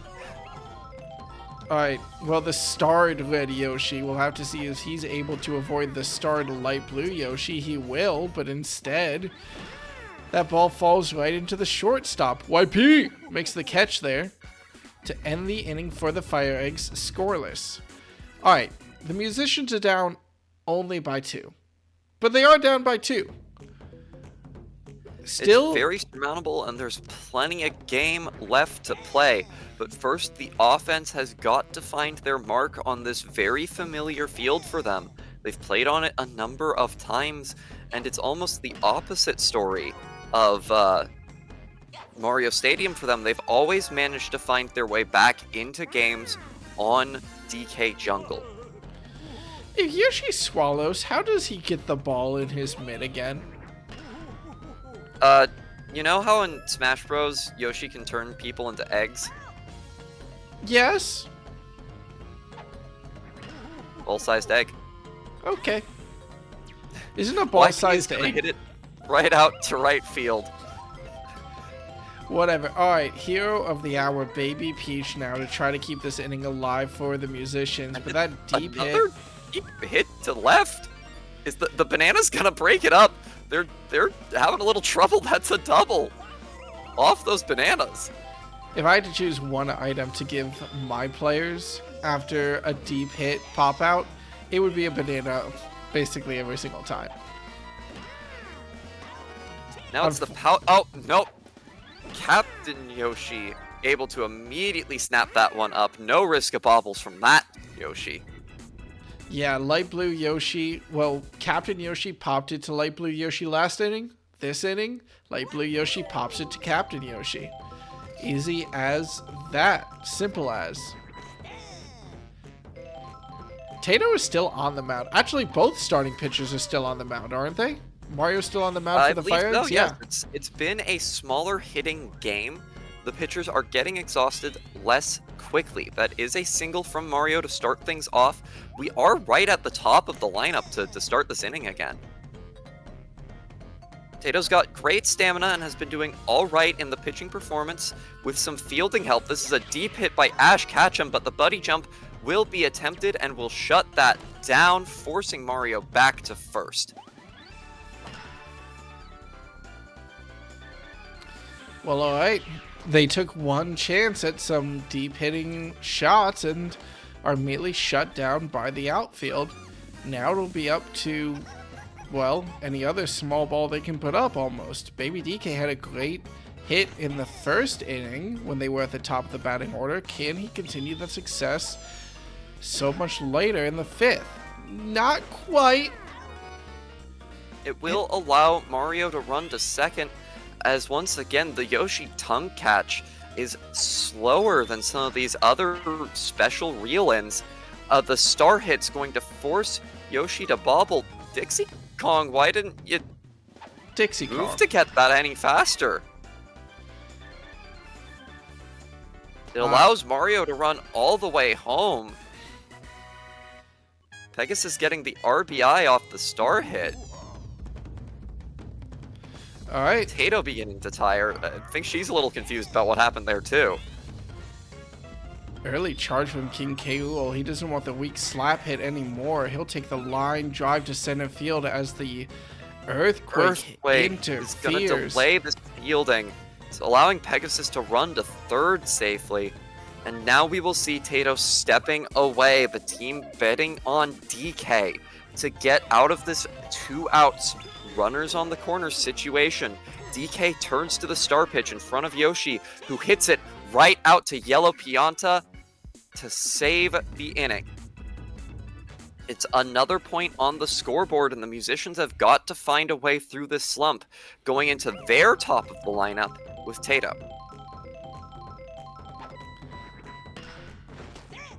Alright, Musicians, you officially got half your chances left. You're gonna have to start to find something soon, and the first out from Tato is not inspiring confidence. It's a deep hit from Funky Kong, but Ash Ketchum and Red Yoshi are able to make that catch to shut them down quickly. We'll have to see what happens from out number 3. Will it come now, or will this be the start of another patented Musicians 2-out rally? Tiny Kong wants to say yes. If you're gonna talk about mirrors to the first inning, this is where Tiny Kong knocked her double. But this one will only be a single. The Boo not tricking Red Yoshi's eye. He's gonna throw it back to second, but not get the out, just gonna limit it. Here's Donkey Kong, the one who hit the 2-run home run to put them on the scoreboard. This time just putting a slap out there, right past Mario. That's going to bring up Dixie Kong. Riskier plays that I don't know how much is gonna pay off when you have 2 outs already on the board. Now don't underestimate Dixie Kong. She's been weirdly effective before. That hit just going a bit too far. Pegasus has enough time to catch it. But don't forget that we have seen her hit surprise home runs. Hey, there's a reason there's surprises though. Now, I'm not going to say Dixie Kong was at risk there. I was just surprised to see DK not try to take his opportunity and try to aim for the smaller hit with the slap. Now, well, It has been weird lately. We have not been seeing him go for as many home run attempts. Star pitch probably wasn't necessary to get the out on Baby Luigi there, but it will clean it up nicely. Bring up his baby brother, Baby Mario, who will hit it directly up center. Solid hit, as always. The flower there blocks the shell to prevent the play from being broken up and prevent Mario from taking any extra bases. Unfortunately, Red Yoshi star player. A bobble by Yellow Pianta. I think we've seen more errors from the infield of the Musicians than any other team at this point. It is uncharacteristic plays from them, definitely. Letting the FireEggs load the bases, for, let me check my notes here, star hitter Ash Ketchum? Well, regardless, that's another hit up the center. The ball placement has just been amazing for the FireEggs. Other teams should be taking notes. Just hit more balls up the center. Just hit more balls up the center. Just do that. All right. Well, with a run on first, run on second, and 1 out, Baby DK will definitely keep this rally going with a solid hit out to shallow left to load the bases for, let me check my notes here, star hitter Pegasus? There have been almost no direct hits like that one. 2 musicians defenders. This time, Light Blue Yoshi is able to turn it around with a double play. It'll only be another 2 runs, but that's another 2 runs to a strangely quiet musician's offense. 2 runs that would have been 0 if YP hadn't fumbled the double play attempt. Now, he's going to have to come up big in this attempt to try to break the FireEggs offense. Mario, he can be quite a hot or cold pitcher, but he's throwing fireballs today to completely shut down the musicians so far. Well, besides the DK. 2 and Homer, of course. Unfortunately, bad hit placement from Baby Peach will result in the double play to end the inning. Unlike the FireEggs' excellent placement so far, almost all of the musicians' hits have been directly to, contact has been directly to FireEggs defenders, especially Yoshi at second base. But the first 2 were lasers right out to center field. I thought for a second that wasn't going to be a catch. There have been some over to left, some out to right, but you don't see a lot of small ball from the musicians, partially because they just can't find the ball placement. Regardless, what was a very tight game is still not out of musicians' reach, especially if they continue to shut down this FireEggs offense. Hell, it was the FireEggs. In the weaker portion, notably, K-Rool started things off and almost hit it out of the park if it were not for the musicians' outfield. The boo off another good slap over the center field, or not center field, over the second base, is going to allow Baby Luigi to hit a double. And another story of the game, look at the star power usage. We have an earthquake hit. Okay, thankfully won't escape the outfield and result in a 3rd out. I'm sorry, what was going on? I was just saying, look at the star power usage. The musicians are still full up. We've seen 1 star pitch, maybe 2 from DK. We've seen 1 from Mario. We've seen a number of star hits, and I believe Tato did pitch a star pitch earlier in the game. But I think it is notable watching how teams use their star power or choose not to. As we see, once again, this is a team with full up on star power, just hasn't used it. Well, unfortunately for the musicians, Yoshi will swat away the first 2 runners as both of them ground out to the second baseman, and Funky Kong will be left alone to try to get something in this inning for his team. The deep hit up the center, but Ash Ketchum and Red Yoshi have caught so many of these balls even aiming before. it. They didn't even point the shell at the people on the field. I'm not sure we've ever seen an item disrupt an out-of-the-park buddy catch. I think we have, Willie. Have we? It's always been like maybe if there was an item, it was. But I believe we have. I'm not sure. Regardless, DK now. The last throws of this game and the last throws from the mound, as he'll have 2 more chances to complete the scorecard for the FireEggs and keep them at 7.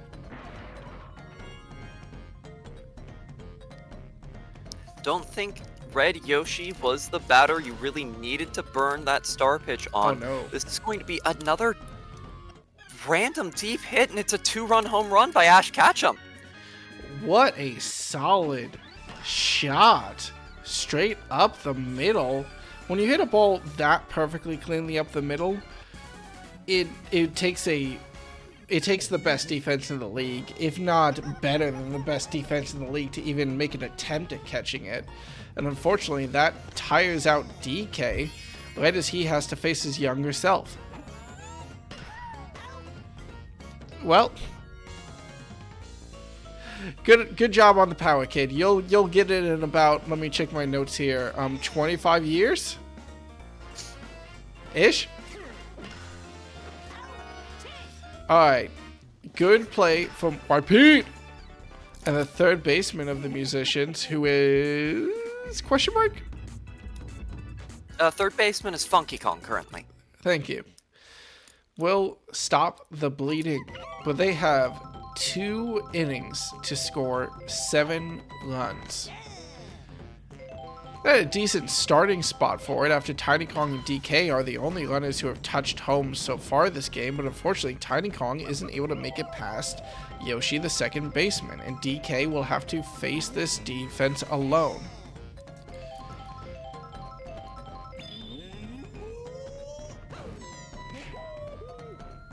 He's able to foul away the fireball, direct challenge to that Mario star pitch, and then just slap one up to left field.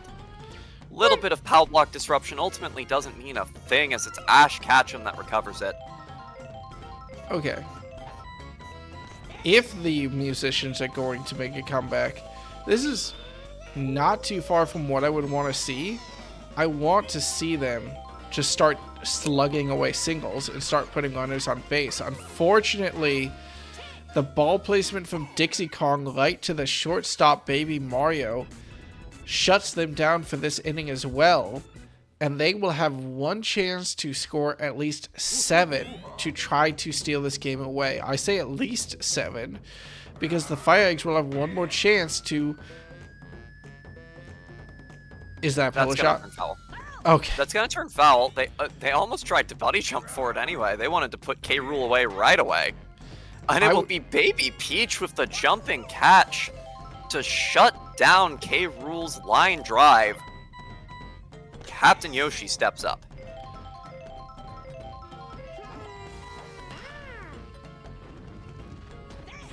And hits it deep. It's a fair ball. It'll only be a single as Dixie Kong dodges the flower burst and throws before the flaming barrel comes in. Okay, the double play. Seen the field disrupt the I suppose we've seen some weirdness with the roots, but have we seen any of the stays hazards hit the FireEggs this game? I don't know. I'm not sure. I don't think it has come into play yet. This is but not the part of the lineup you want to count on if you're the Musicians. This is that weaker section. And a slap hit that goes too far. That's the story of the game for the Musicians. Slap hits that go right to the wrong spot. It's a slap hit. It goes way high. Alright, the 2-out pop. rally of the millennium needed for the Musicians here. They need to score 7 runs. Baby Peach. Honestly, though, if you're going to start anywhere, I was going to say in the Musicians lineup to score 7 runs, this is kind of where you have to start. Like, just in order to start putting runners on base for those sluggers. Like, you gotta get through them anyway. You would rather do it at the start rather than at the end. Now it's light blue Yoshi, who has to keep this game alive and will do so with a good shot out to left field. Runner on first, runner on second, as we go back to the top of the order. If Tato can keep this game alive, she cannot. She knocks it right to Yoshi at that second base position, and the captain proves essential for the FireEggs defense time and time again, as the FireEggs 2-0 the Musicians in the series and nail DK Jungle.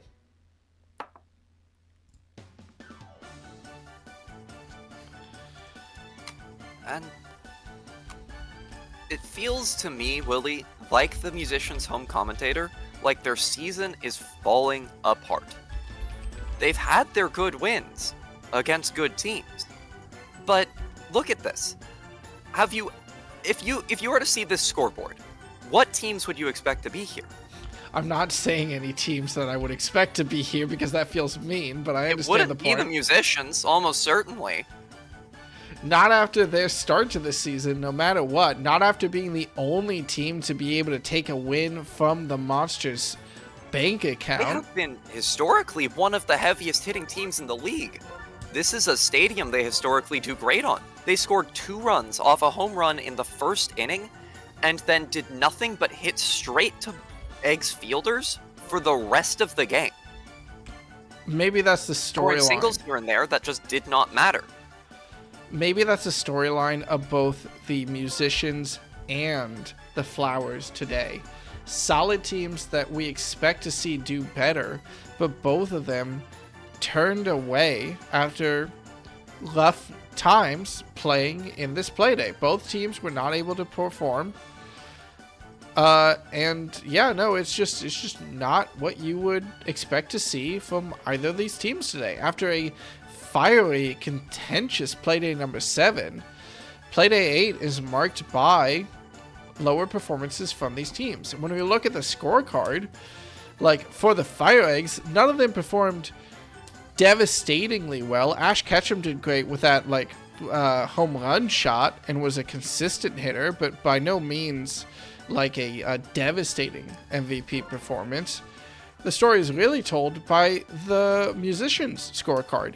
DK did solid with that 2-run homer in the first inning to start the game off, but nobody else, including him, was able to turn that around. And even if you look, the fielding scores from the Musicians are what keep a lot of their members even in the middle of the card. It was just not finding the batting success you see from this team.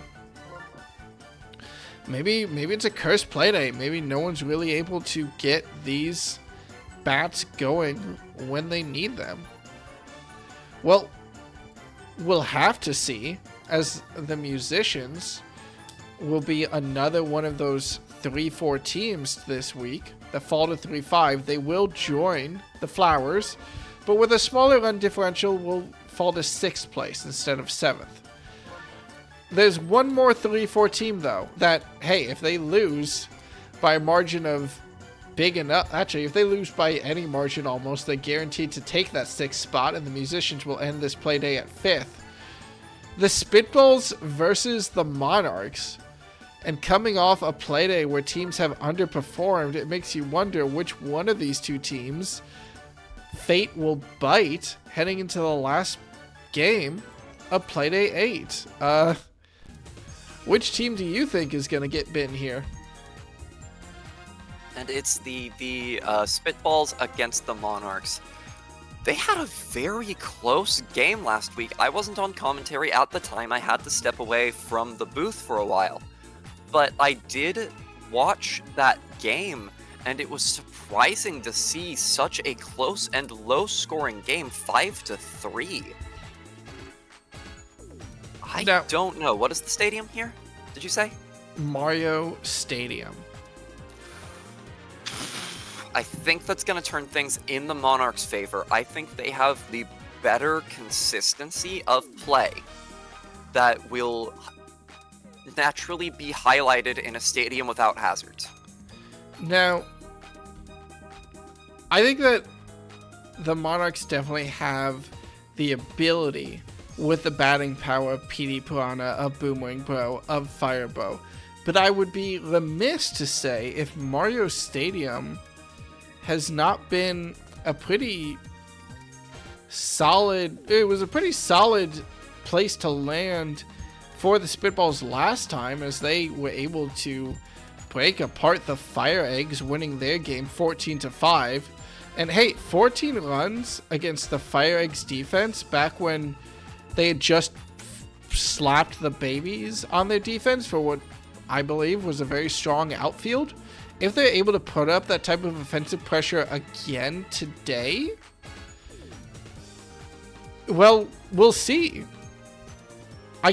Listen, you never want to doubt the team that has a Boomerang Bro, a Fire Bro, and a PD Piranha on a stadium that should allow teams to show off their home run potential. But they'll have to get it past the speed of Wiggler in the outfield. You said earlier that you want that speedy player in center field. Well, Wiggler is one of the fastest. It's going to be an interesting game. Any last thoughts before we start? I don't think I have any, Willie, no. Okay. We're ready to wrap up Playday number 8. As a reminder, quickly for everyone, by the way, after this Playday, Grand Slam Galaxy will be taking a week break, and our next Playday will not happen until 10 days from now on Tuesday, April 22nd. But for now, before we get to all that, before we wrap up the standings, we have to figure out where the standings even are. The Spitballs and the Monarchs. The struggling powerhouse of the Monarchs versus the new team of the Spitballs. Who comes away? Do the Monarchs sweep the series, or do the Spitballs keep it at 1-1? We'll find out now as we wrap up Playday number 8 in Grand Slam Galaxy. If only we had an all-star break. Technically, we could do an all-star break. Technically, that would not be that hard to set up. But regardless.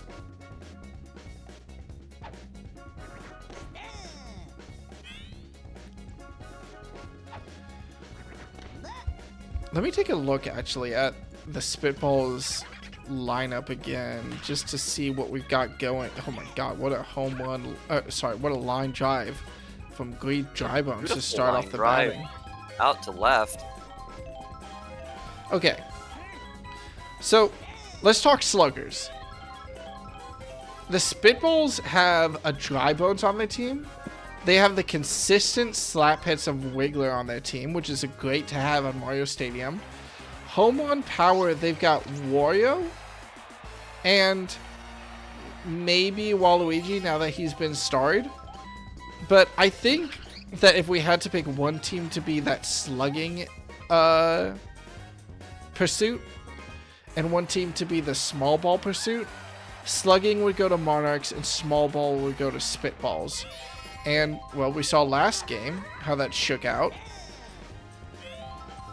So let's see, as the defense in this league gets better and better and better, how much these slap teams are able to do.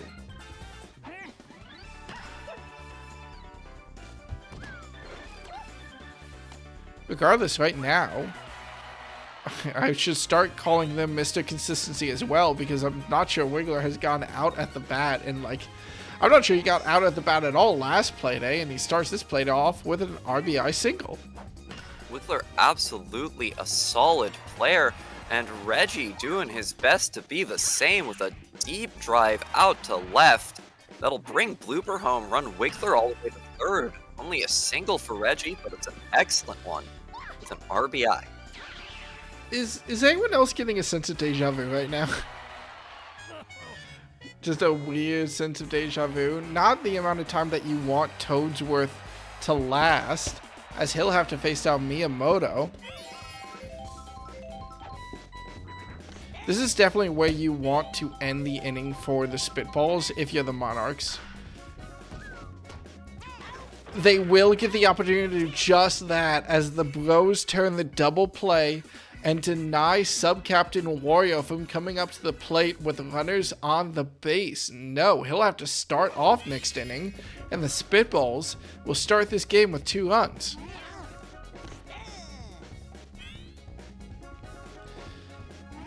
You know, you talk about pitching depth a little bit with the Flowers earlier in this Playday. Another team with odd pitching depth, I would say, is the Spitballs. They've got Waluigi, who is their starred player, so he should have the stamina. And then they've got Wario, who starts off in that catcher's position.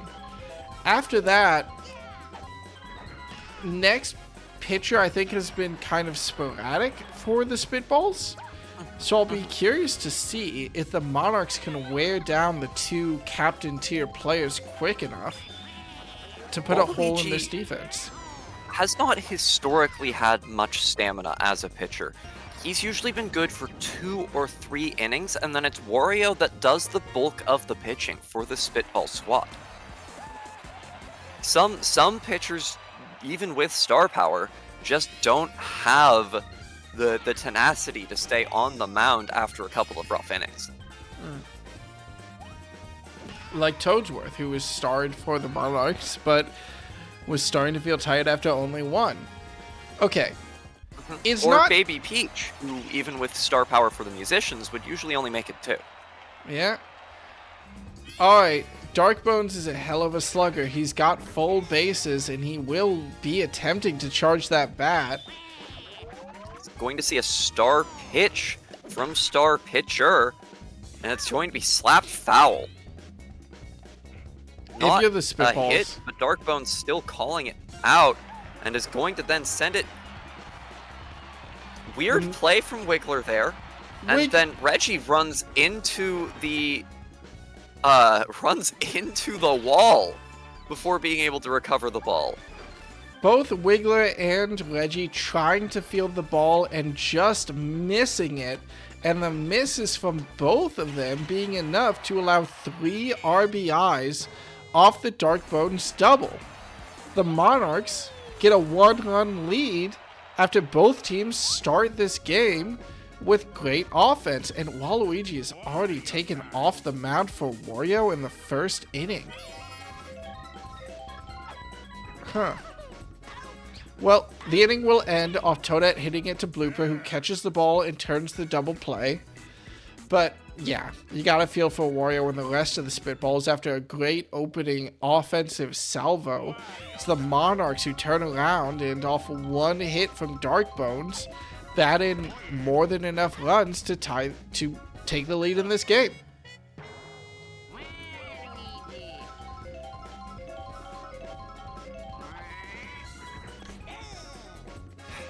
Unfortunately for the Spitballs, Toadsworth tiring isn't going to be much of a blessing because it will be Captain Peach almost certainly following him up on the mound. They want to hope for just to take advantage of the old man while he's tired now, because I wouldn't expect him to be there for too much longer. Eggman, last batter in the order for the Spitballs now, which is not terrible to see in the second inning, but unfortunately the Firebro turning that play into a double shuts down the Spitballs offense in this one. And well, the Monarchs haven't had to turn to Peach on the mound yet, but they will have to turn to her in the batting box soon. Blue Toad, though, starts off this inning by popping it and getting caught by a beautiful catch by Blooper. I think Blooper has some of my favorite style in this league. I love seeing that man skitter around the outfield, enjoy his time in the grass with these backslide catches. Blooper is absolutely a fun player to watch. Captain Peach, much better on the mound than at the plate, but still hits a good single up the center. At least knows where to put the ball when she's able to get a bat on it.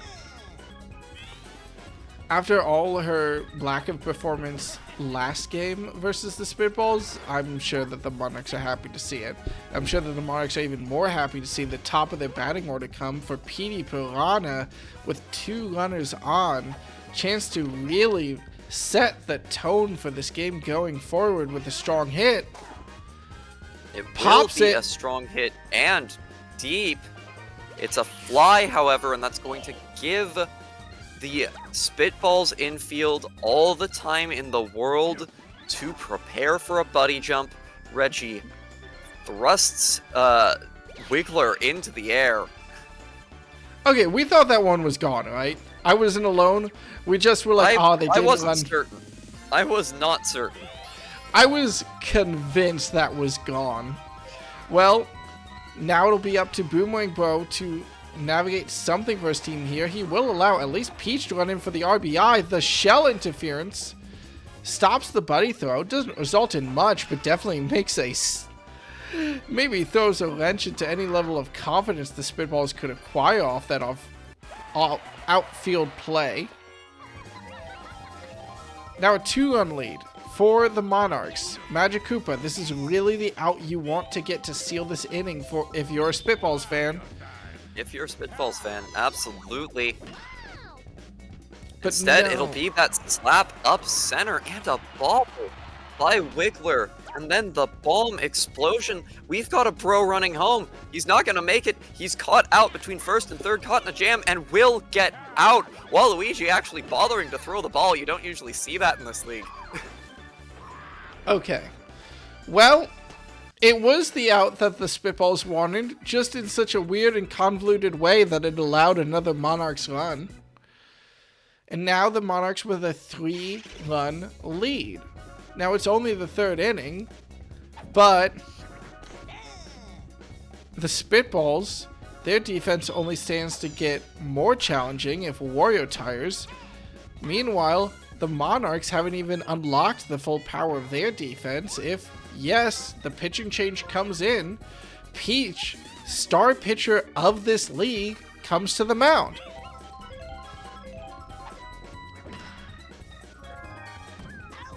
That'll be a reeled-in hit by Iwata. The bro infield Against Iwata. used to shutting plays like that down. Oh no, barely missing. And with the another shell. one from the other direction. Peach, Fire Bro, Boomerang Bro. Name a more devastating infield trio to have to face down. Well, the Spitballs will have to face it down with a 3-run deficit. I don't think I can. I think in the past I would have named the Daisy, Blue Pianta, Blue Critter trio, because their propensity to turn triple plays. But we haven't seen that from them as much lately, and the bros are hot as ever. Speaking of hot plays, another very hot play. Green Dry Bones catching that line drive and hurling it over to first in time for a double play. And another form of hot play, Miyamoto getting set on fire. well, whoops. Still, solid innings so far for the Spitballs. In fact, if they could end it here, when the Monarchs will be in their weakest part of the batting order, it'll set up for future success as well. But no, Blue Toad will knock that single. Run on first, run on second, but if there's one batter that you want to see in that situation, let's be honest, it's probably Peach. Of this team, yeah, it's Peach or her follow-up batter, Peach which is immediately... Toadsworth. Yeah. Peach's hit to second base. It's not going to end... It's not going to make next inning any easier for the Spitballs, as they will have to face down PD Piranha going second. So if Toadsworth manages to get on base, it'll be a problem. But uncharacteristically for Wiggler, he charges up the hit. Bomb does not cause any interference. Toadette standing her ground there. Now Apologies for that cough. Oh yeah, by all means. Oh, and what would have been a great hit up the center from Reggie, fished out of the air by Boomerang Bro. Now the Spitballs in danger of going 3 up, 3 out when they're 3 runs down. Innings 4, by the way. And it looks like that might be happening with the Peach star pitch. Miyamoto tries to slap it out, but you can't slap it against this team. You gotta give it at least enough power to go clear over the infield's heads, because if they're even able to see that ball, they're gonna reel it in. Well, now a runner on as Toadsworth hits a single, clearing the ball out to center field. PD Piranha, who was shut down on a home run attempt earlier in this game, Now with another shot with a runner on, knocks it clear up the middle. This one's faster than the last attempt though, and it will hit the scoreboard, clearing this park and allowing PD Piranha to secure a 2-run home run for the Monarchs.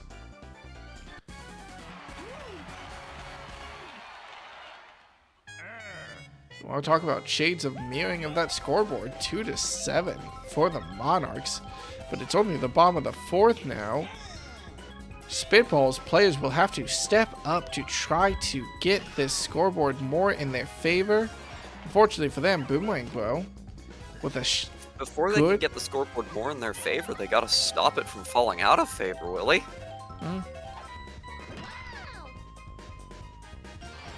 And right now, the Monarchs players are firing on all cylinders. Wario beginning to tire.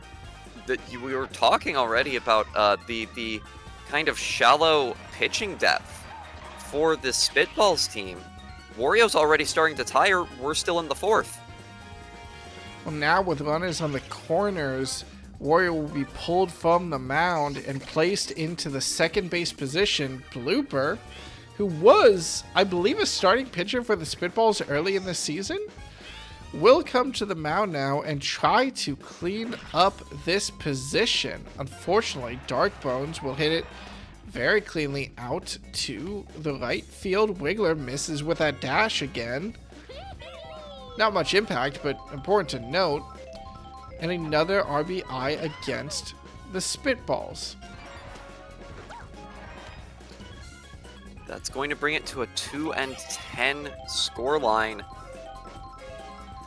Blue Toad going for a bunt. Not gonna bunt that star pitch though. Okay. He's got item support, but will miss it. Miyamoto just doesn't have to move. Sorry, that's Iwata, who doesn't have to move to secure the out. It will allow the runners to advance to second and third. So, very little double play potential off Peach's bat, which might prove necessary. Okay. Odd. You know what? I'm going to give that ball placement to the Spitballs, making sure that the runner won't go home before securing the out at first. And then the pop from Toadsworth to Wario at second base cleans up the inning. Okay. 5 attempts left for the Spitballs at the bat. Someone needs to be a hero for this team, and Wario will look to stand tall as hero number 1. But no, nope, reeled in right by the Fireball. Sorry, talked over you a little bit there. It happens. Hero number 2 attempt from Waluigi. I'd like to see a Waluigi star hit in this game. I think we need to see some offensive star power from the Spitballs here. As it is, they can't even clear the infield. When they do, well, Waluigi did. Hit it too far, got to the outfield. Yeah, no, the Spitballs with 4 scoreless innings in a row. And now Blooper will have to be the hero that this team needs and navigate quite a dangerous batting lineup of power hitters. We know that the Spitballs are able to offensively produce on this field. Maybe just a late game run from them will be all they need. But first things first, Blooper, you've got 4 of the hardest hitters in this league to navigate. Sorry, 3 of the hardest hitters, and also Magic Koopa. Okay. Magic Koopa's been hitting surprisingly well tonight. That will be an easy catch. Boomerang Bro hitting not quite far enough to clear the fences.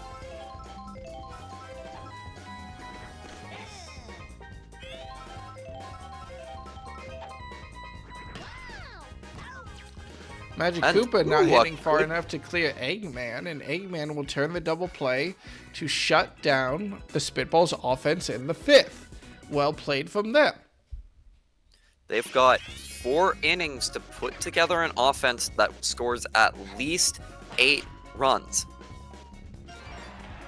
Good start from Green Drybones going for second here is going to make it in time.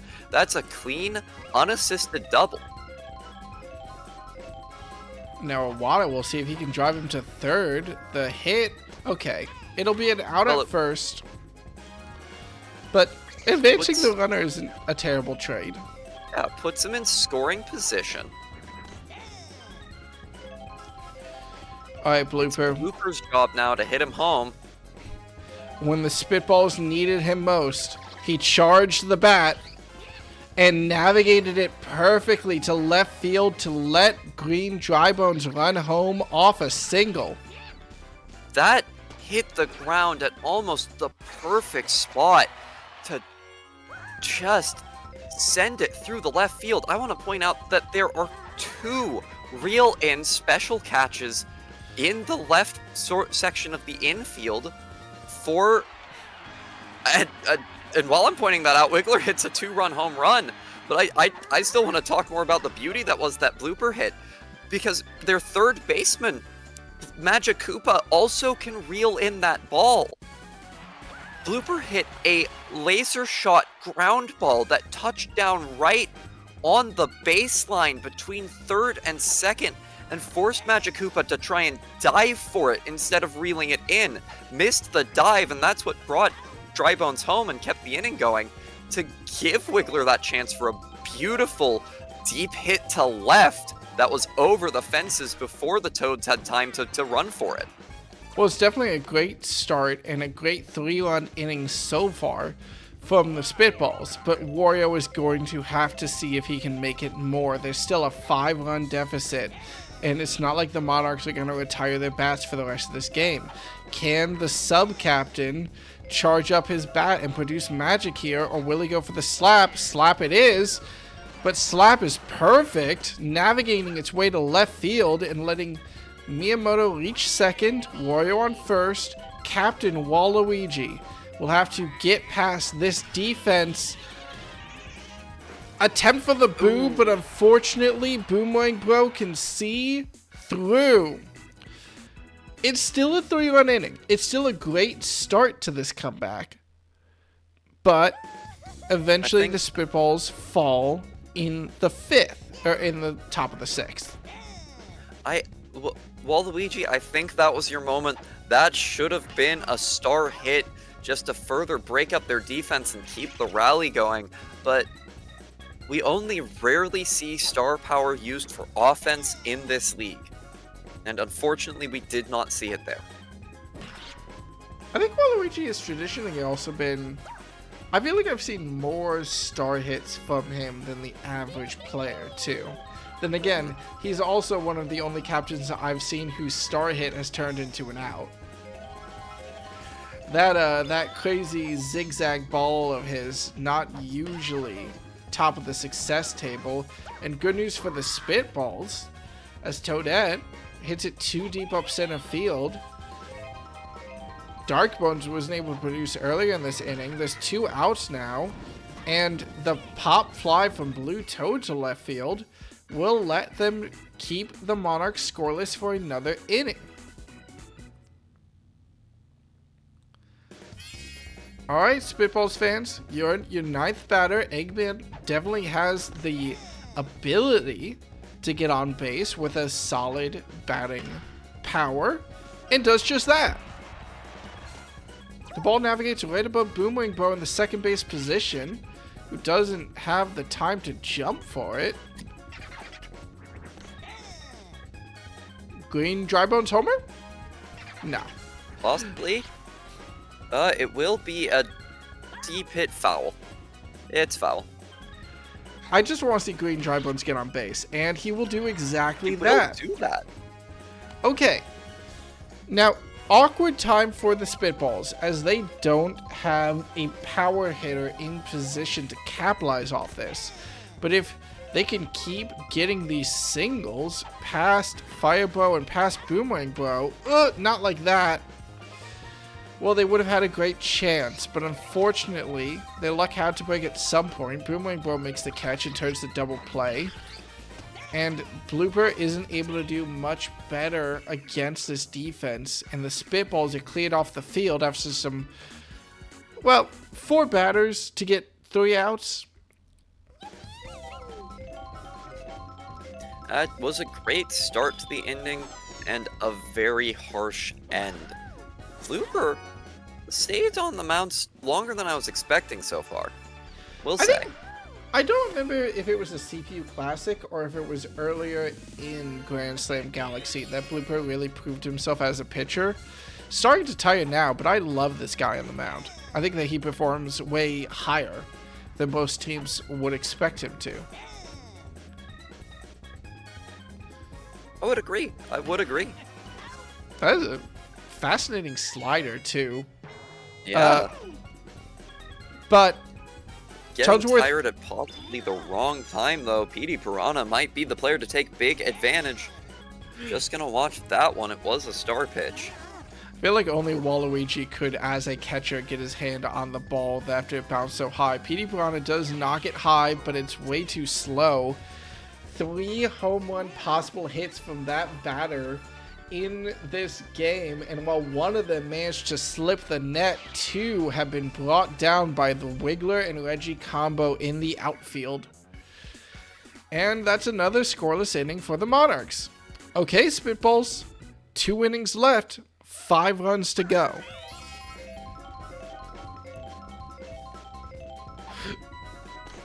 I'm going to have to come up with a different name than Mr. Consistency because I've already bequeathed that title onto Luigi, but if I had to pick one batter to start off an inning for the Spitballs, it would be Wiggler. I thought I was the first one to use that. What's up? I thought I was the first one to call Luigi that. I named Maybe. it that after he just kept hitting singles. Yeah, that's possible. Good hit from Reggie out to deep center right will allow Wiggler to advance to third. Runners on the corners, no out. Peach starting to tire. That's Inning 8 might be huge. the Spitballs' lucky number. There is one backup pitcher. They do have a Magic Koopa to serve as closer, and they might need to bring him onto the mound as the Spitballs keep the bases with 2 on and a run batted in off a single by Miyamoto that will chase Peach from the mound for the game and bring up that Magic Koopa. Here's Wario to try and take advantage. And Wario's going to get a deep hit out to center. It actually gets caught. Toadette able to make the run out there in time.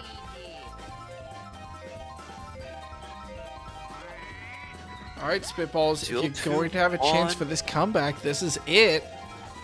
Still 2 on and only 1 away. Waluigi with a nice slap clears the heads of the infielders. The absolute necessity. Reggie runs home off of this Waluigi double. Clean double. Here's the problem now. I don't think that the Spitballs... I kind of expect this inning to not last much longer for them. Their star hitters are out of the way. They do have green I dry don't know bones. if their star hitters are out of the way, Willie. There's a green dry bones on deck. Well, there's the green dry bones who will start the inning for them in the 9th. But much like the Spitballs were able to navigate the Fire Bro, Boomerang Bro earlier, finally that wall is what stops their inning. And while they will have one more chance to score 3 runs to keep this game going for them, as concern spreads across my face. 3 batters. Willie, that player is still misnamed. Is he? Okay, okay. So it's a problem on the... That's fine. I can fix it for later. I must have just typed it in wrong. Regardless, we know he's Iwata, who comes to the pitcher's mound. He dispatched to the first batter well enough. Magic Koopa will fall just as easily. This could be the closer they needed, at least for this inning here. Okay. Fire Bro is going to keep the Monarchs alive in the inning with a single out to left field. All right, Dark Bones. Watches the first one fly by. Second one is the slap that you need up the center. Okay, there's still 2 outs. There's still a possibility for the Spitballs to get out of this scoreless. They've got a lot of good chances. Toadette, Blue Toad, Peach up, and Toadette is the only batter they need to see as she grounds out Eggman at the shortstop position, turns it over to Wario at second base. And, okay, the Spitballs have managed to stop the Monarchs 4 times in a row. They've had 2 good batting innings in the 6th and the 8th. The 7th almost had something going, but got shut down. They need 3 runs against a backup pitcher, and Green Drybones wants to start it off. But no, unfortunately, not enough speed on the hit to the stands will result in the first out of the inning.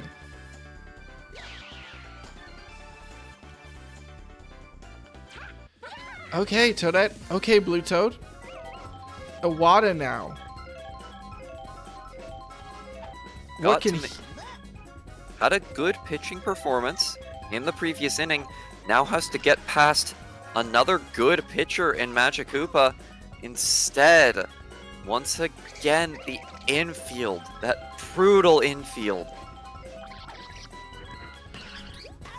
And Blooper's attempt will seal the game as he's caught on a jumping catch from Peach at the third baseline. It was a valiant showing from the Spitballs. A good attempt at a comeback in the second half of the game, but unfortunately for them, too early a pressure from the Monarchs will carry them to a double win in this series.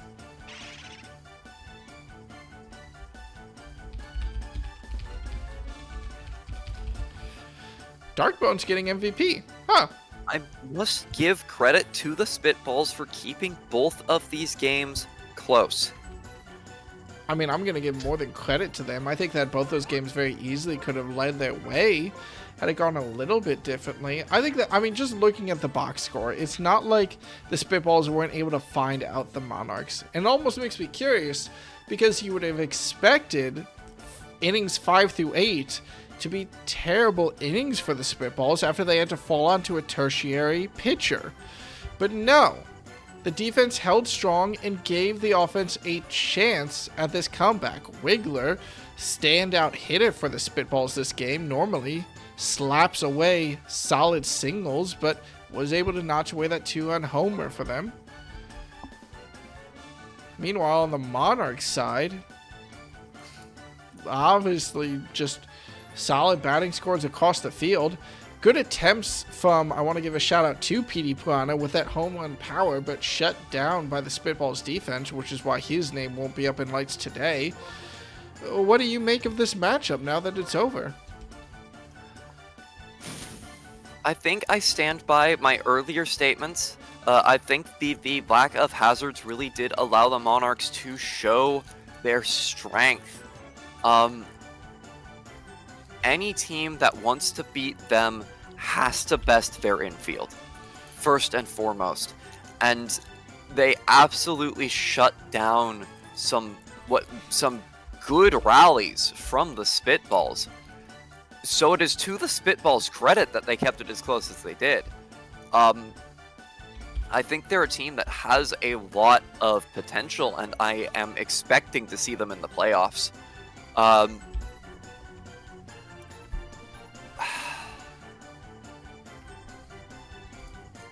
Anything more? I feel like I ought to, but I don't have any. And I do actually have to jet real quick, so I cannot be here for closing statements of the day. But thank you to everyone for watching along with us today, and have a good afternoon. Thank you for your casting, Silver Lily, and I hope you have a very good afternoon. Okay. Well, we're going to get the final scoreboards for the day up in just a moment for everybody. Decent chunk of movement today, too, by all means, as that whole 3-5 pileup that we had in the bottom section, or in the 5th through 8th slot of this league, well, it improves, but it also kind of continues looking at it. Let's get that up on the scoreboard now as the big statements sort of shake themselves out. The top of our league will not be looking very different. Hang on. Okay. The top of the league will not be looking incredibly different. The Monsters, the Rookies, and the Monarchs hold on to that 1, 2, 3 position. A bit of a big story is the FireEggs are the breakout team of that 3 to 4 scramble, being the only team today to win their game against another one of the 3 and 4 teams. Their run differential will still be a problem for them going forward, but it's not damning yet. The Miku Musicians are the only run differential positive team still in that sort of middle of the pack area now, which will let them snag 5th on the leaderboard. Meanwhile, the Spitballs will be the ones who are able to take the last relegation spot, losing narrowly to the Monarchs, letting their run differential stay relatively intact. The Flowers, the case of the day, where just not good enough quite yet. They went down 2 games in their series versus the Rookies in a very close game this week, and just a hard game. Very close game last Playday, just a very hard game this Playday. I think that they'll, again, continue to shape up as the league progresses. I do not expect them to stay in that 7th place slot. And finally, the Bows, 1 and 7, not eliminated from playoff contention yet, but in the last throes of their ability to get this team together if they want to make a push for a postseason appearance. Thank you, everybody, for joining me for very, as a member of the audience has said, interesting Playday. Fascinating Playday. As a reminder, we will be off for the next week. Our next Playday will be in 10 days on the 22nd when we go to Playday 9. That will start Series 5 of Grand Slam Galaxies, where you can see the matchups of the FireEggs versus the Monsters, of the Rookies versus the Bows, of the Musicians versus the Monarchs, and of the Flowers versus the Spitballs. Fascinating storylines going into each of those. Can the FireEggs hold on against the top team in the league? Can the Rookies capitalize off of the Bows and just drive their way up into 2nd place or beyond? Secure the position in 2nd place or beyond if the Monsters fall. Musicians versus Monarchs, you gotta wonder if the Musicians will be able to take away 3rd place from the Monarchs. Good play against that team could lead to a great postseason position for the Musicians, or the Monarchs could keep trying to drive their way up into that 2nd place position themselves.